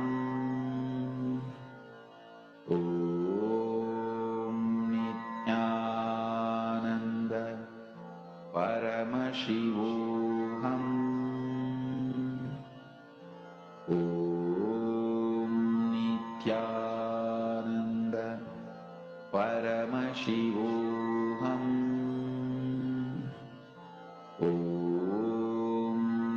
Nityananda Paramashivoham. Slowly. Please open your eyes. Because all participants now, please open your eyes. Now request all participants now to post what exactly you draw in your paper. See, understand what all of you did right now. See, Swamiji is the artist. You are just the hand for him. You are just holding the pencil for him to draw. That's it. So request all participants exactly what you drew in the paper, post it in the chat section. Whether you're able to see colors also, that's it. Or whether you're able to see, like for example, you're able to see an outline of Paramashivoham, you're able to see an outline of a stone, or anything, whatever it is Swami is showing you. Because all participants now, post it in the chat section. Ma Pascal, Ma Elizabeth Crown, Ma Ramani Ma, because all participants now to go ahead and post.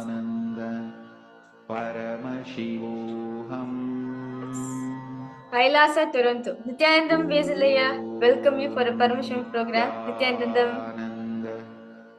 Nice to see you joining for a program. Okay. Ma Shulni Durga, Ma Chunyonshi. Yes, Ma Ramani Ma, request you to post now. What did Swamiji show you?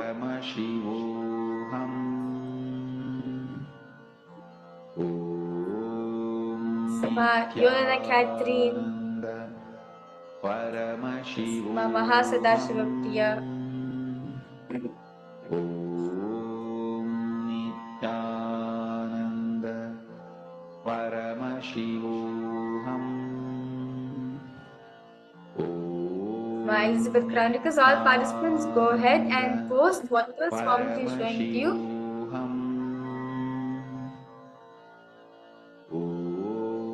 That's fine. Whatever Swamiji is showing you, just post it. See, only when you post what is Swamiji is showing you, you will see that you are actually manifesting. So, for now, for all the participants, let's now verify the answers. So, the exact image which was projecting for all the participants, for all of you to scan and draw through your third eye is the image of a flower. So, this was the exact flower which was projecting for all the participants, and this is what?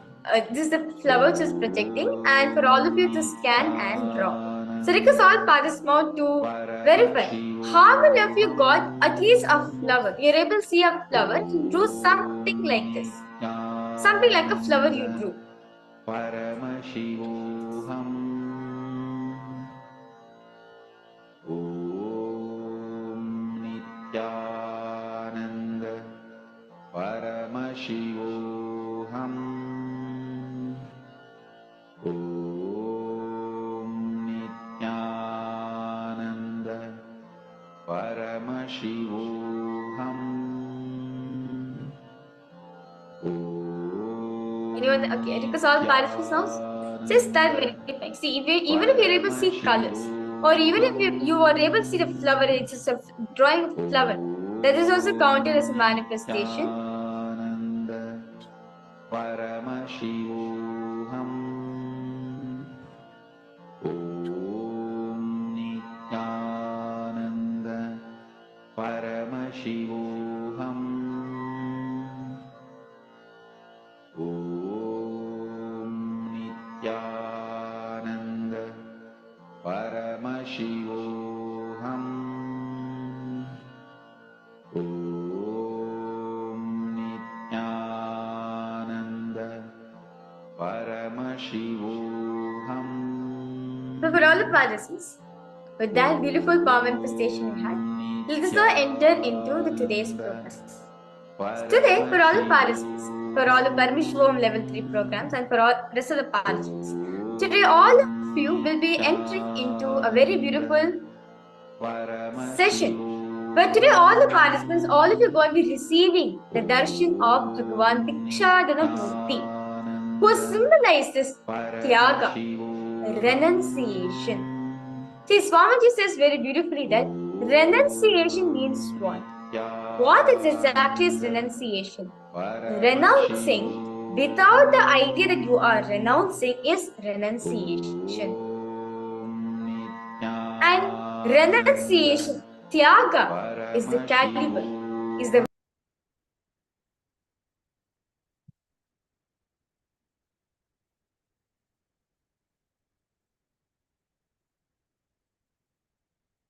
Nityanandam, everyone.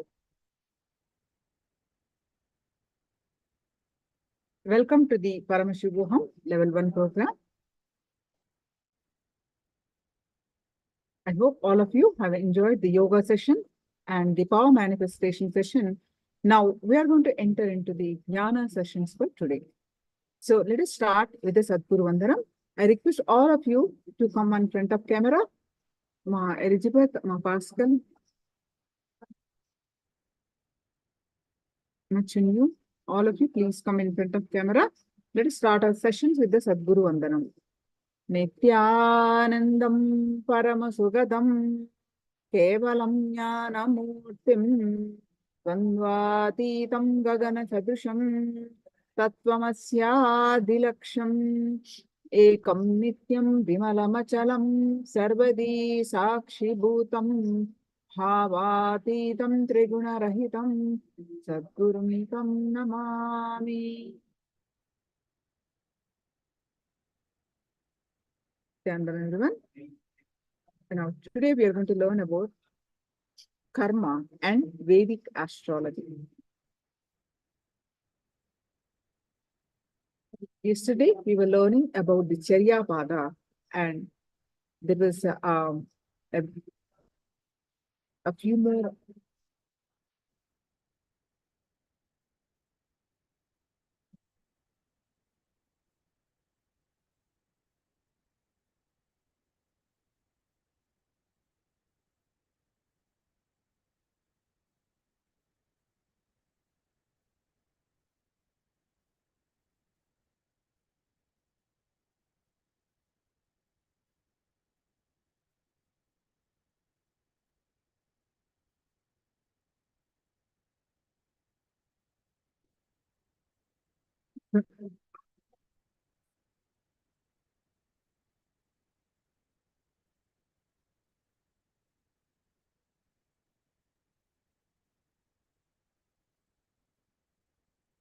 Yes. So yesterday we were learning about the Charyapada, and there's a video that we did not watch completely. We'll finish that. Then we'll start the karma and Vedic astrology today.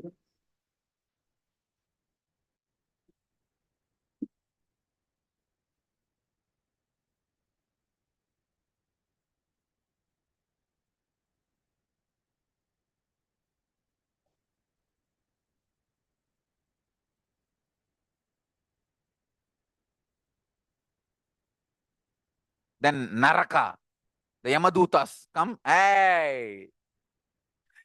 And they drag. If you carry the space of Swarga, Devatas come and say, come on, let's go to our home. And they carry you.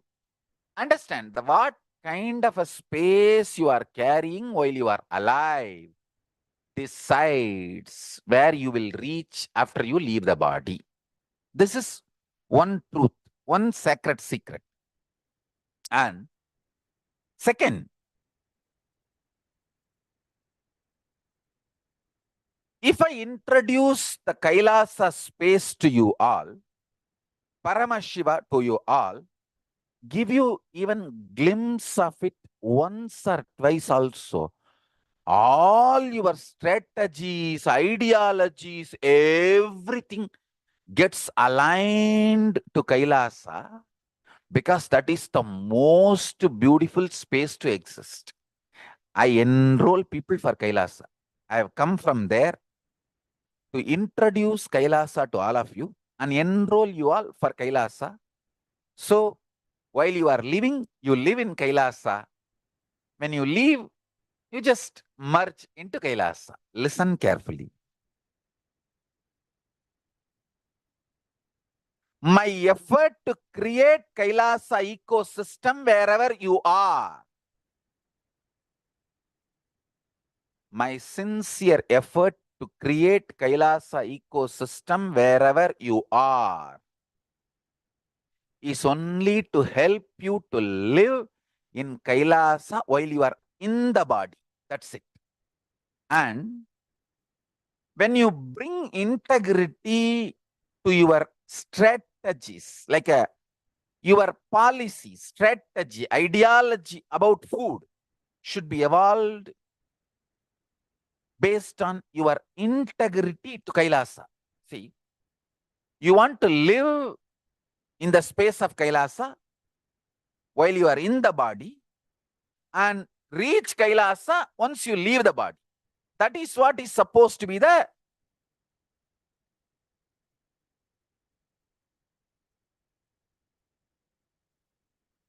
life's goal for you. So, with integrity to that, evolve food. What kind of food I should eat, when I should eat, how I should eat.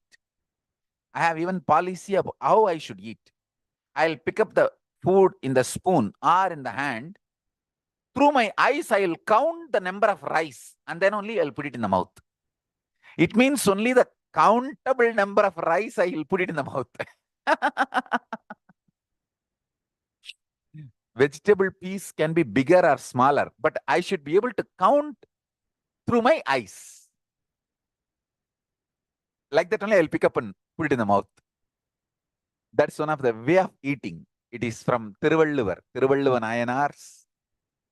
Nayanar has written not just Tirukkural, multiple books, at least 15 books. And in that it describes the methodology of eating. So listen,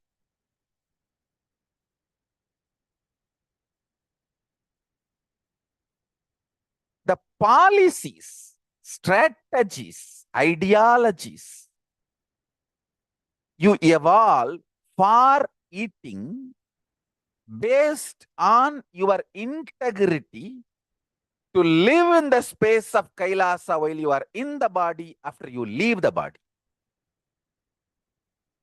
I think now I am trying to put the whole thing together in the human logic. Same way, what should be your ideology, strategy, policy for sleep? What should be your ideology, strategy, policy for sex? What should be your ideology, strategy, policy towards the luxuries, various luxuries of life? What should be your ideology, policy, strategy for wealth? What should be your ideology, strategy, policy for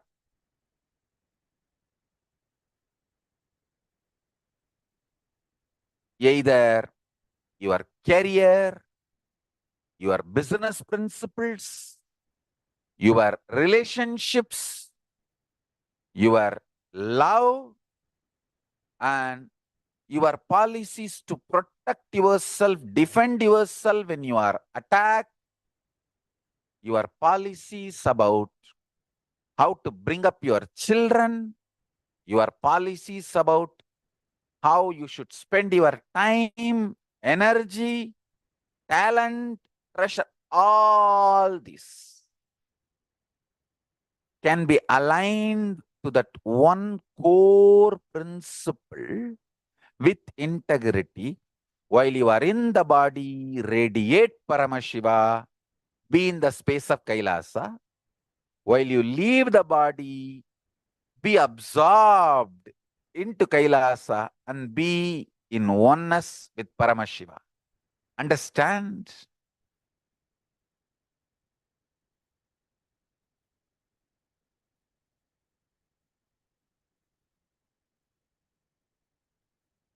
I'll go on be revealing the precise policies and ideologies I adopt.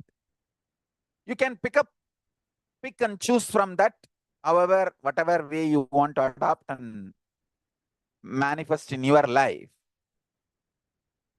But this is the fundamental introduction.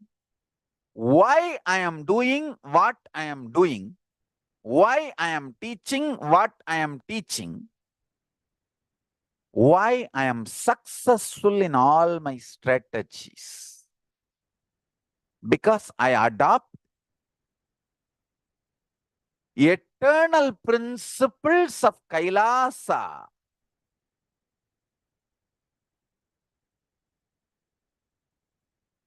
as my strategy in every level.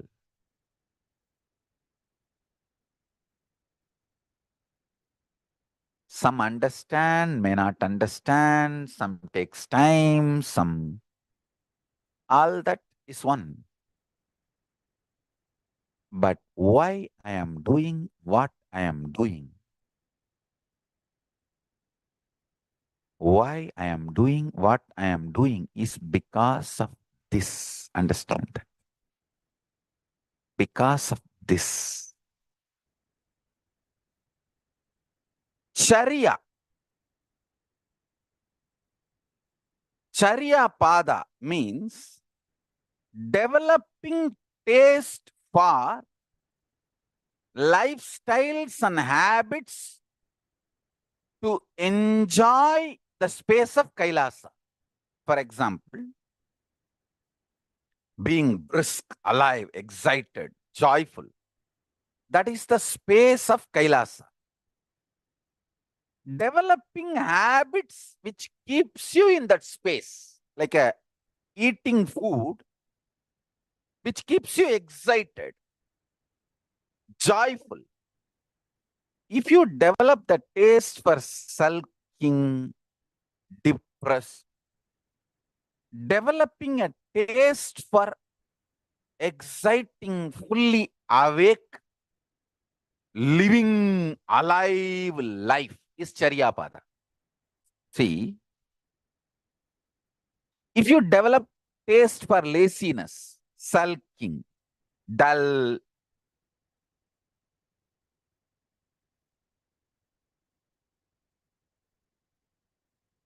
and develop the concepts like morning not getting up or not doing yoga, spiritual routine is a kind of a freedom. If you develop all these ideas, you start developing taste for hell, naraka. You develop taste for cheap existence. Then that lazy, non-productive, cheap life starts making you do a very cunning strategies, and that develops the anger, vengeance towards the people who achieved great things. And you think by cunning, crooked strategy, you can capture it. And you start developing hellish space inside. And naturally, while you are living, you live in hell. And when you die, when you reach the hell. Listen. When I was reading the description of heaven, hell, all that, I realized multiple things clicking. For example, there is a hell described for all those dullness likers, people who like to be depressed, developed the taste for being depressed and dull. That hell is described as a shitty smell. I was thinking why it is described as smelling shitty. Then I understood. Here, while you are in the body, if there is too much of poop, digested, undigested, did not sent out of the body, you develop the same character. So if you if there is a constipation and too much of poop inside your stomach, smelling shit inside your body, so much shit, it did not get sent out, too big stomach, you develop a pattern of taste for lazy, depressed, abusive lifestyle. So naturally, because of that taste, you live in hell while you are in the body, and you get sucked into hell while after you leave the body, and there the same shitty smell. You live forever. Understand? That is why I insist on early morning getting up, taking haritaki powder, and night also taking haritaki powder and cleaning the stomach, not letting the shit stay in your stomach. Don't allow poop and shit. Poop is pop. P-O-O-P is P-A-A-P. Both should not. If poop stays in your stomach, pop will stay in your head. Hell in your stomach is poop. Hell in your head is pop. P-O-O-P creates P-A-A-P mental setup.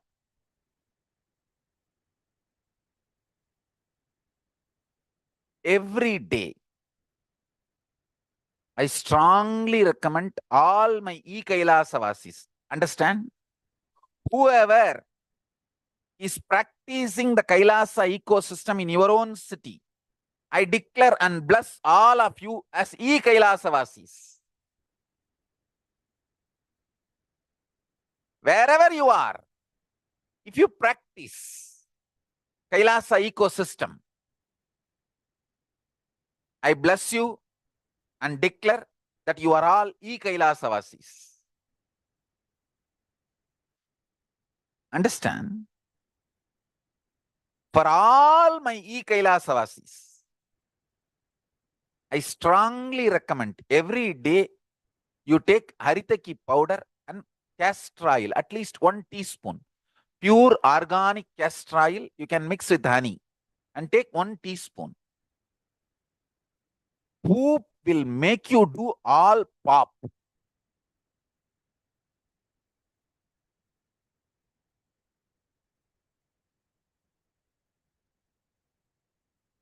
Taste for inactive lifestyle, lazy lifestyle is creating hell space while you are in the body. That is the worst sin. Understand? From there starts all the violence, vengeance, anger, jealousy, arrogance, and trying to steal, grab, abuse. All the wrong policies and strategies. Cheap strategies. Understand? Cheap strategies. Cheap policies for life starts getting developed from the lazy lifestyle.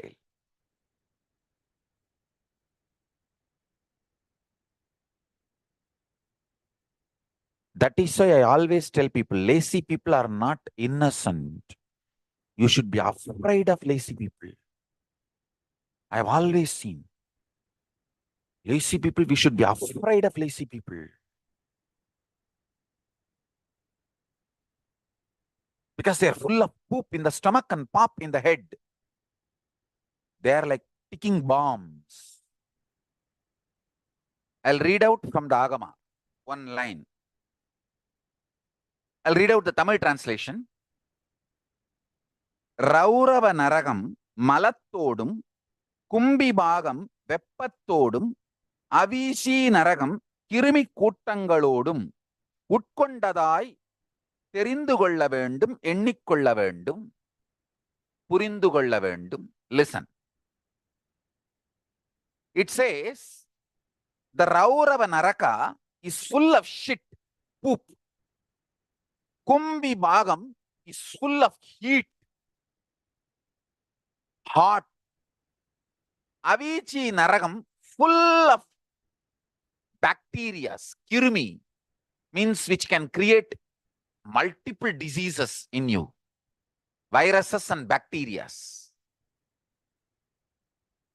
Listen carefully. While you are alive, if you allow all these three in your stomach, you build a space of hell and hellish life when you are in the body.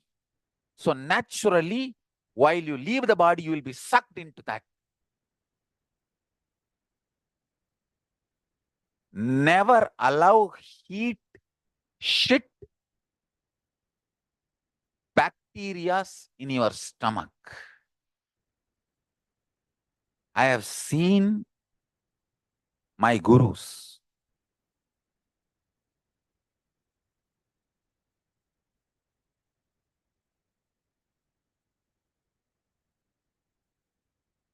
Visari Swamigal, whenever he releases the smoke after taking in from the bidi or cigarette, never I have seen any smell. That is why I tell you, he is the most graceful being I have seen, because the whole body is in grace. There's no shit inside. There's no heat inside. There's no hell inside. That is why nothing comes out of the body as any bad smell. Same way, Isaki Swamigal, I have never seen him eating. So many years I lived around him. Rarely, if some devotee, sincere devotee brings, he will take one morsel.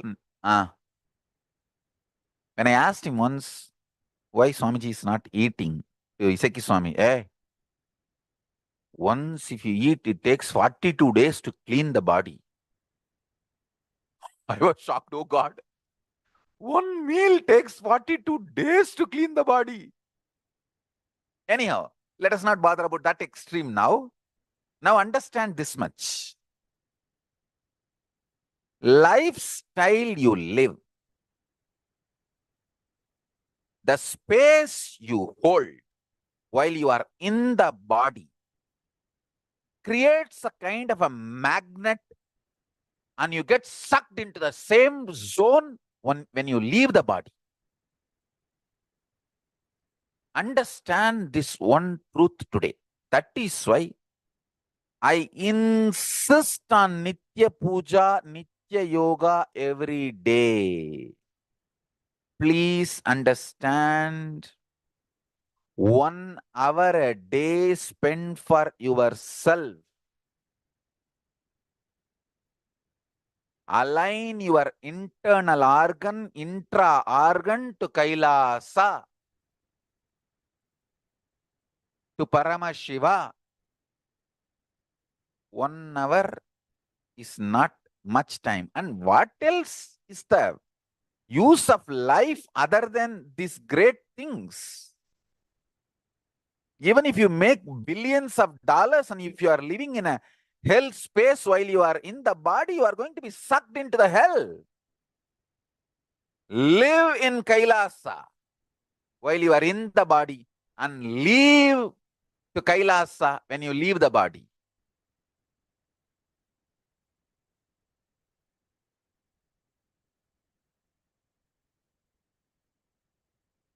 Nitya Puja, Nitya Yoga, Nitya Satsang.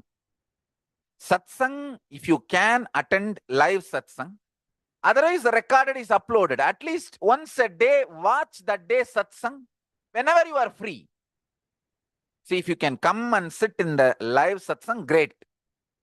Even if you are not able to sit in the live satsang, that day's recording is uploaded. The gist is posted. So within that day, at least read and listen to the satsang. That's it. I tell you, my whole effort is to make you live in the space of Kailasa while you are in the body and make you reach Kailasa while you leave the body, after you leave the body. That's all is the whole effort of my life and the whole Sangha's policy.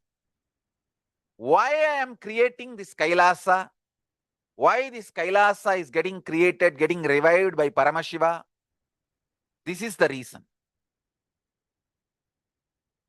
While all of us are in the body, let us be in the space of Kailasa. While we leave the body, let us reach the space of Kailasa. Reach Kailasa. That's all. Listen. Your eating habits, sleeping habits, ideas for sex, ideas and strategies for wealth, ideas and strategies for good, ideas and strategies for bad, ideas and strategies for right, ideas and strategies for wrong, ideas and strategies for love, ideas and strategies about death, ideas and strategies about wealth, ideas and strategies about luxury, everything. Let it be integrated to Kailasa. That's it.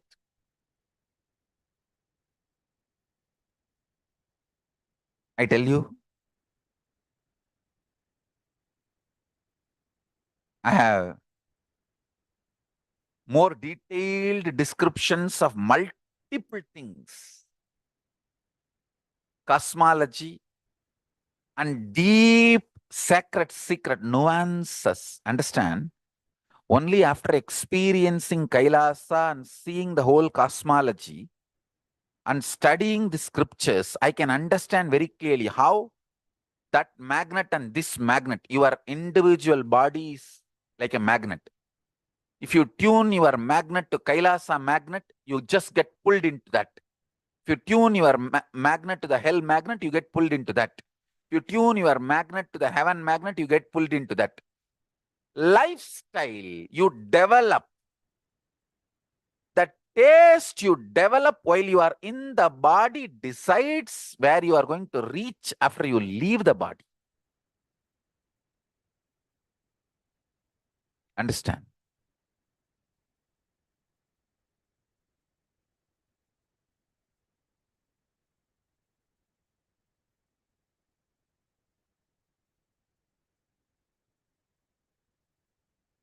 The taste you develop while you are living in the body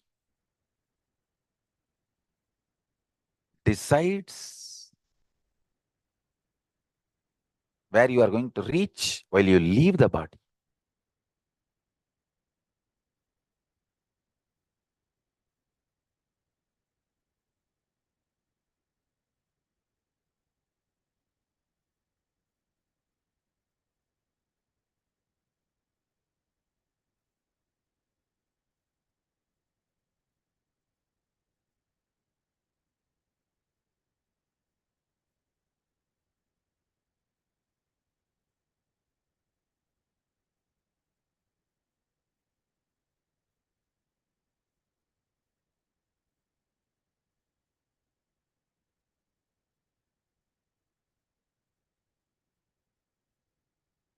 I really tell you, when you start strategizing with integrity about your sexual policies, ideologies, strategies, you develop a beautiful brahmacharya space in you, around you. You live like a god, lifestyle of God.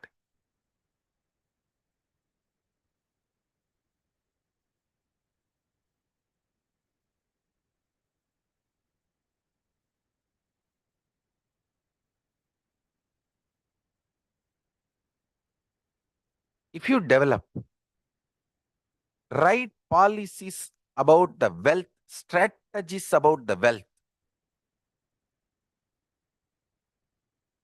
with integrity to Kailasa. That is what is called asteya, non-stealing. Only by contribution you generate wealth. You make wealth. Non-stealing, asteya, is the strategy for wealth. Integrated to Kailasa. Apply integrity as a strategy for your life. You will be continuously manifesting Paramashiva. I tell you. If you apply integrity to your personal life luxuries, it will become aparigraha. It will evolve as aparigraha.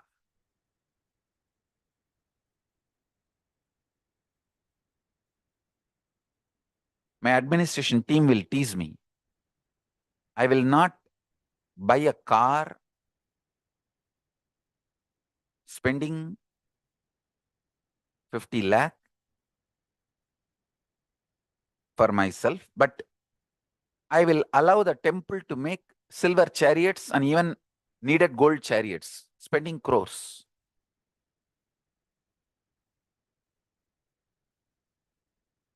Because, listen, I am not miser. I spend only with the right purpose, with integrity to Kailasa.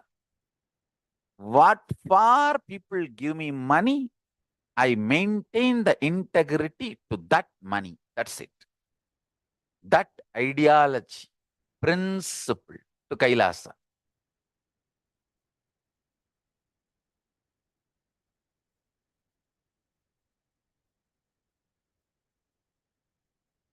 If they want the better camera, better relay system, I will never say no, because people are pouring donations to attend the satsang.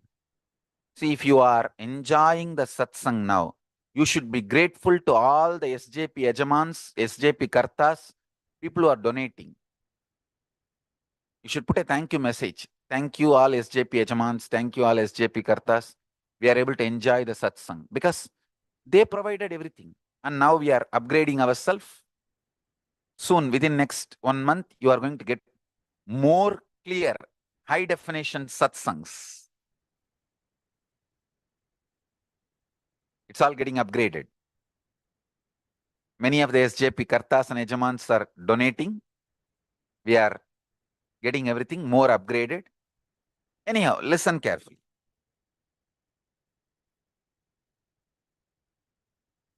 Integrity applied in your sexual policies, ideas, strategies evolves your own principles of brahmacharya. Integrity applied in the zone of wealth in your life evolves as asteya, amazing strategies for wealth. Integrity applied in your life related to personal life luxuries evolves a beautiful strategies, policies for aparigraha, living with minimalist things. I tell you, in my personal life, I never allow any luxury item which makes me lazy or stops, reduces my possibilities. Understand?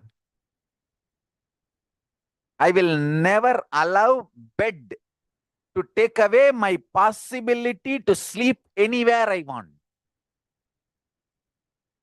Any bed I will use, but I will never allow bed to take away my possibility to sleep anywhere I lie down or sit without sleep for days in samadhi.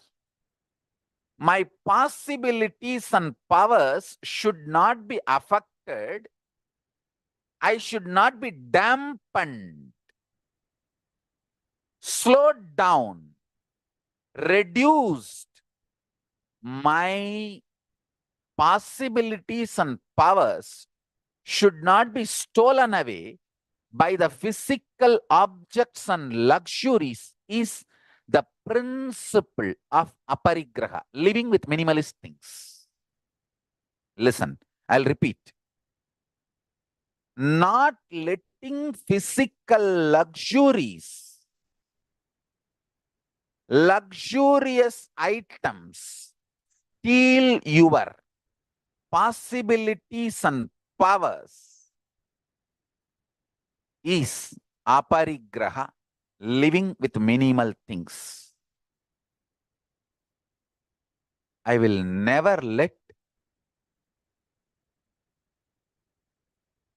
bed steal my ability to be in samadhi or not to sleep, or sleep where I want, when I want, on the floor or anywhere as I want, out of my free will.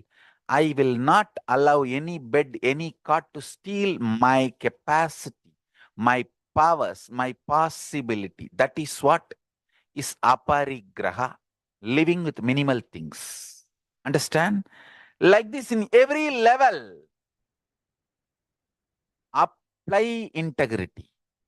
Apply integrity. Apply integrity.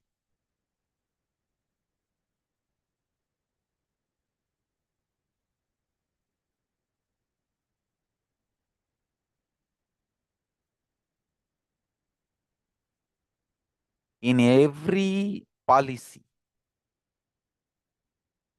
for your life, if you apply integrity as a strategy, develop that as a lifestyle, taste for yourself.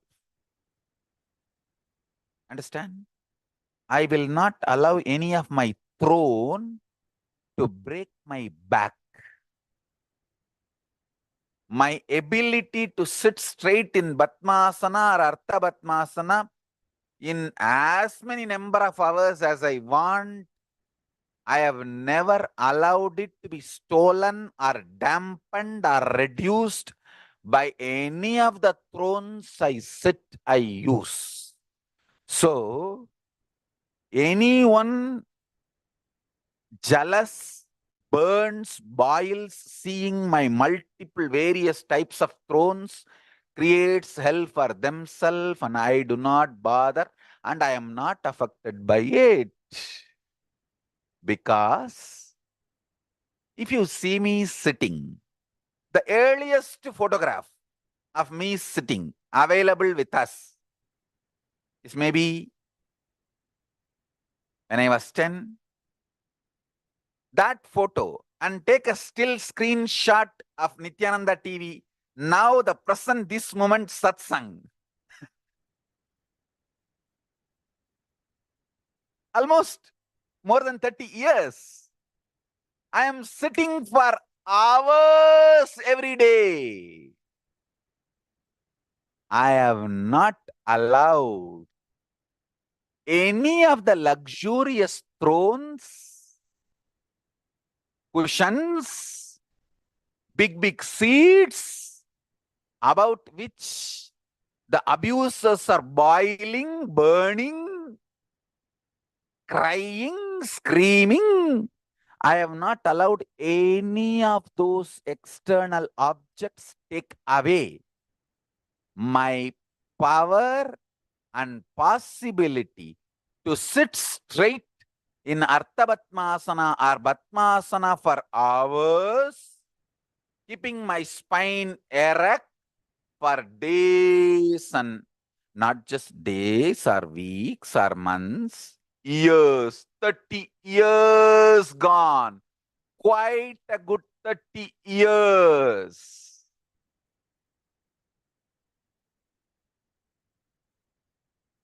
From this photo till this moment, Understand? From that photo till this moment, my possibility and power, ability to sit long hours in Ardha Padmasana or Padmasana and go on doing what I am supposed to do, initiation or satsang or giving sessions, I have not allowed any of the thrones, luxuries, comfortable cushions, these that I have not allowed any of them steal my ability, steal my possibility, steal my power. I have not allowed any of them to dampen me. Is aparigraha. I'm giving you practical example. In thousands of homes, thousands of temples,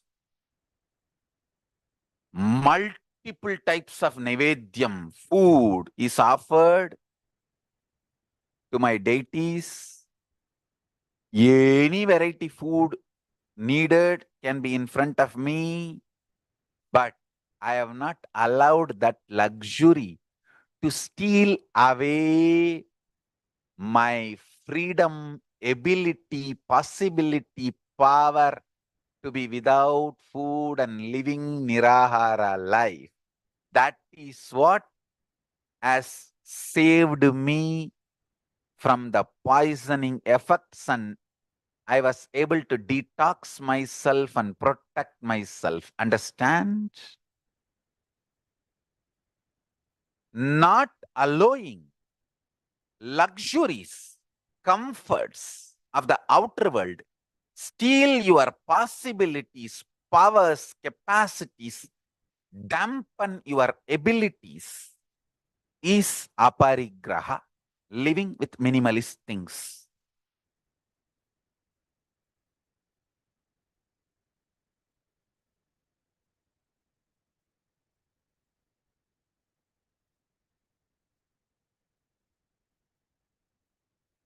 I have not allowed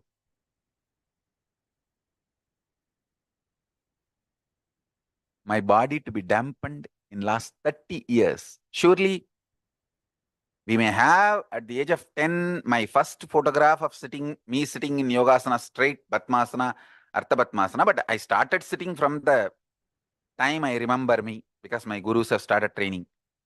First photograph is age 10 and now I'm more than 41. You can see compare the photographs.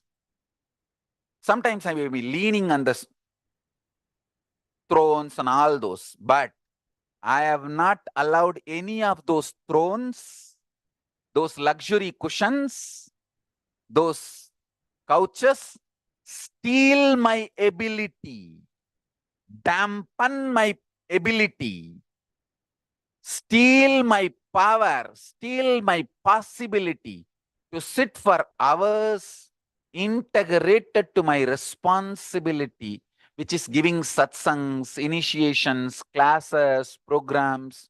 I can sit even now continuously 24 hours in Padmasana, Ardha Padmasana, keeping my spine erect and go on giving initiation, giving satsangs. Last 40 years, these luxuries are not able to steal my abilities and my powers and my possibilities. Is what is aparigraha.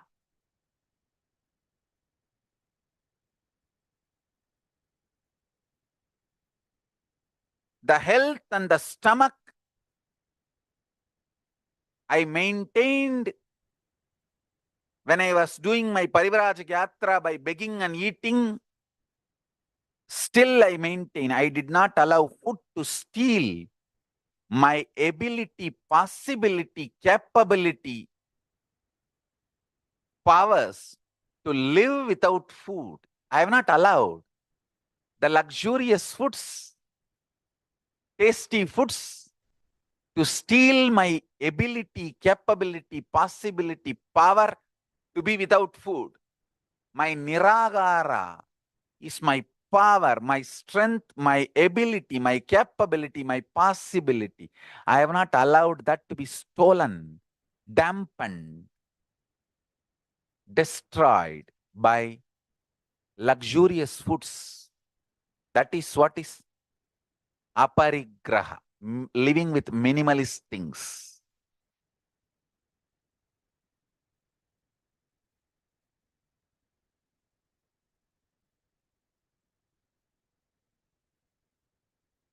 Whether it is a silver throne or golden throne or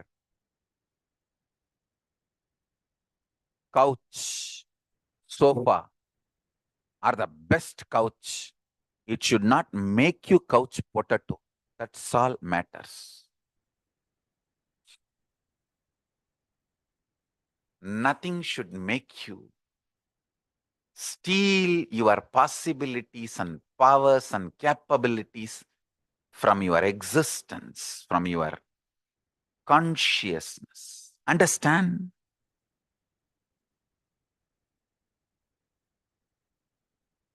I think I've spoken a lot of time. I'll continue in further satsangs. It's too important subject and very interesting subject.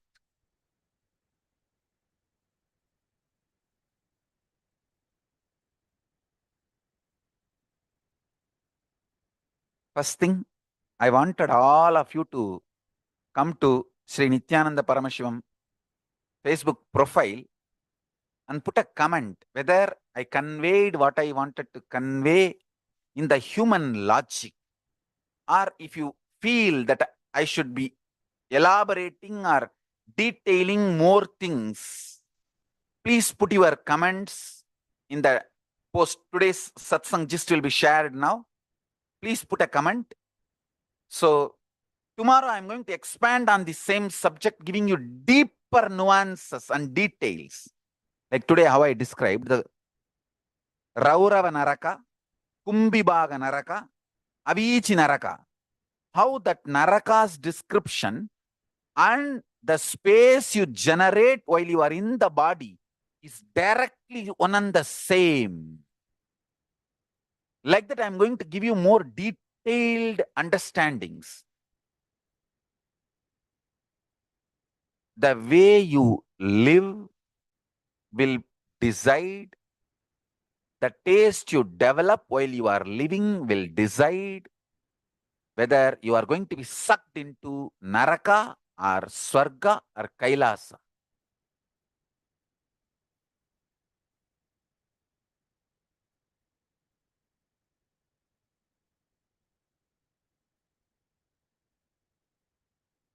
Essence of today's satsang. Create Kailasa ecosystems wherever you are. Become E-Kailasa Vasi from wherever you are. This is the essence of today's satsang. To become E-Kailasa Vasi from wherever you are. To create Kailasa ecosystem wherever you are. Send email to registrar@kailasa.org. We will guide you further.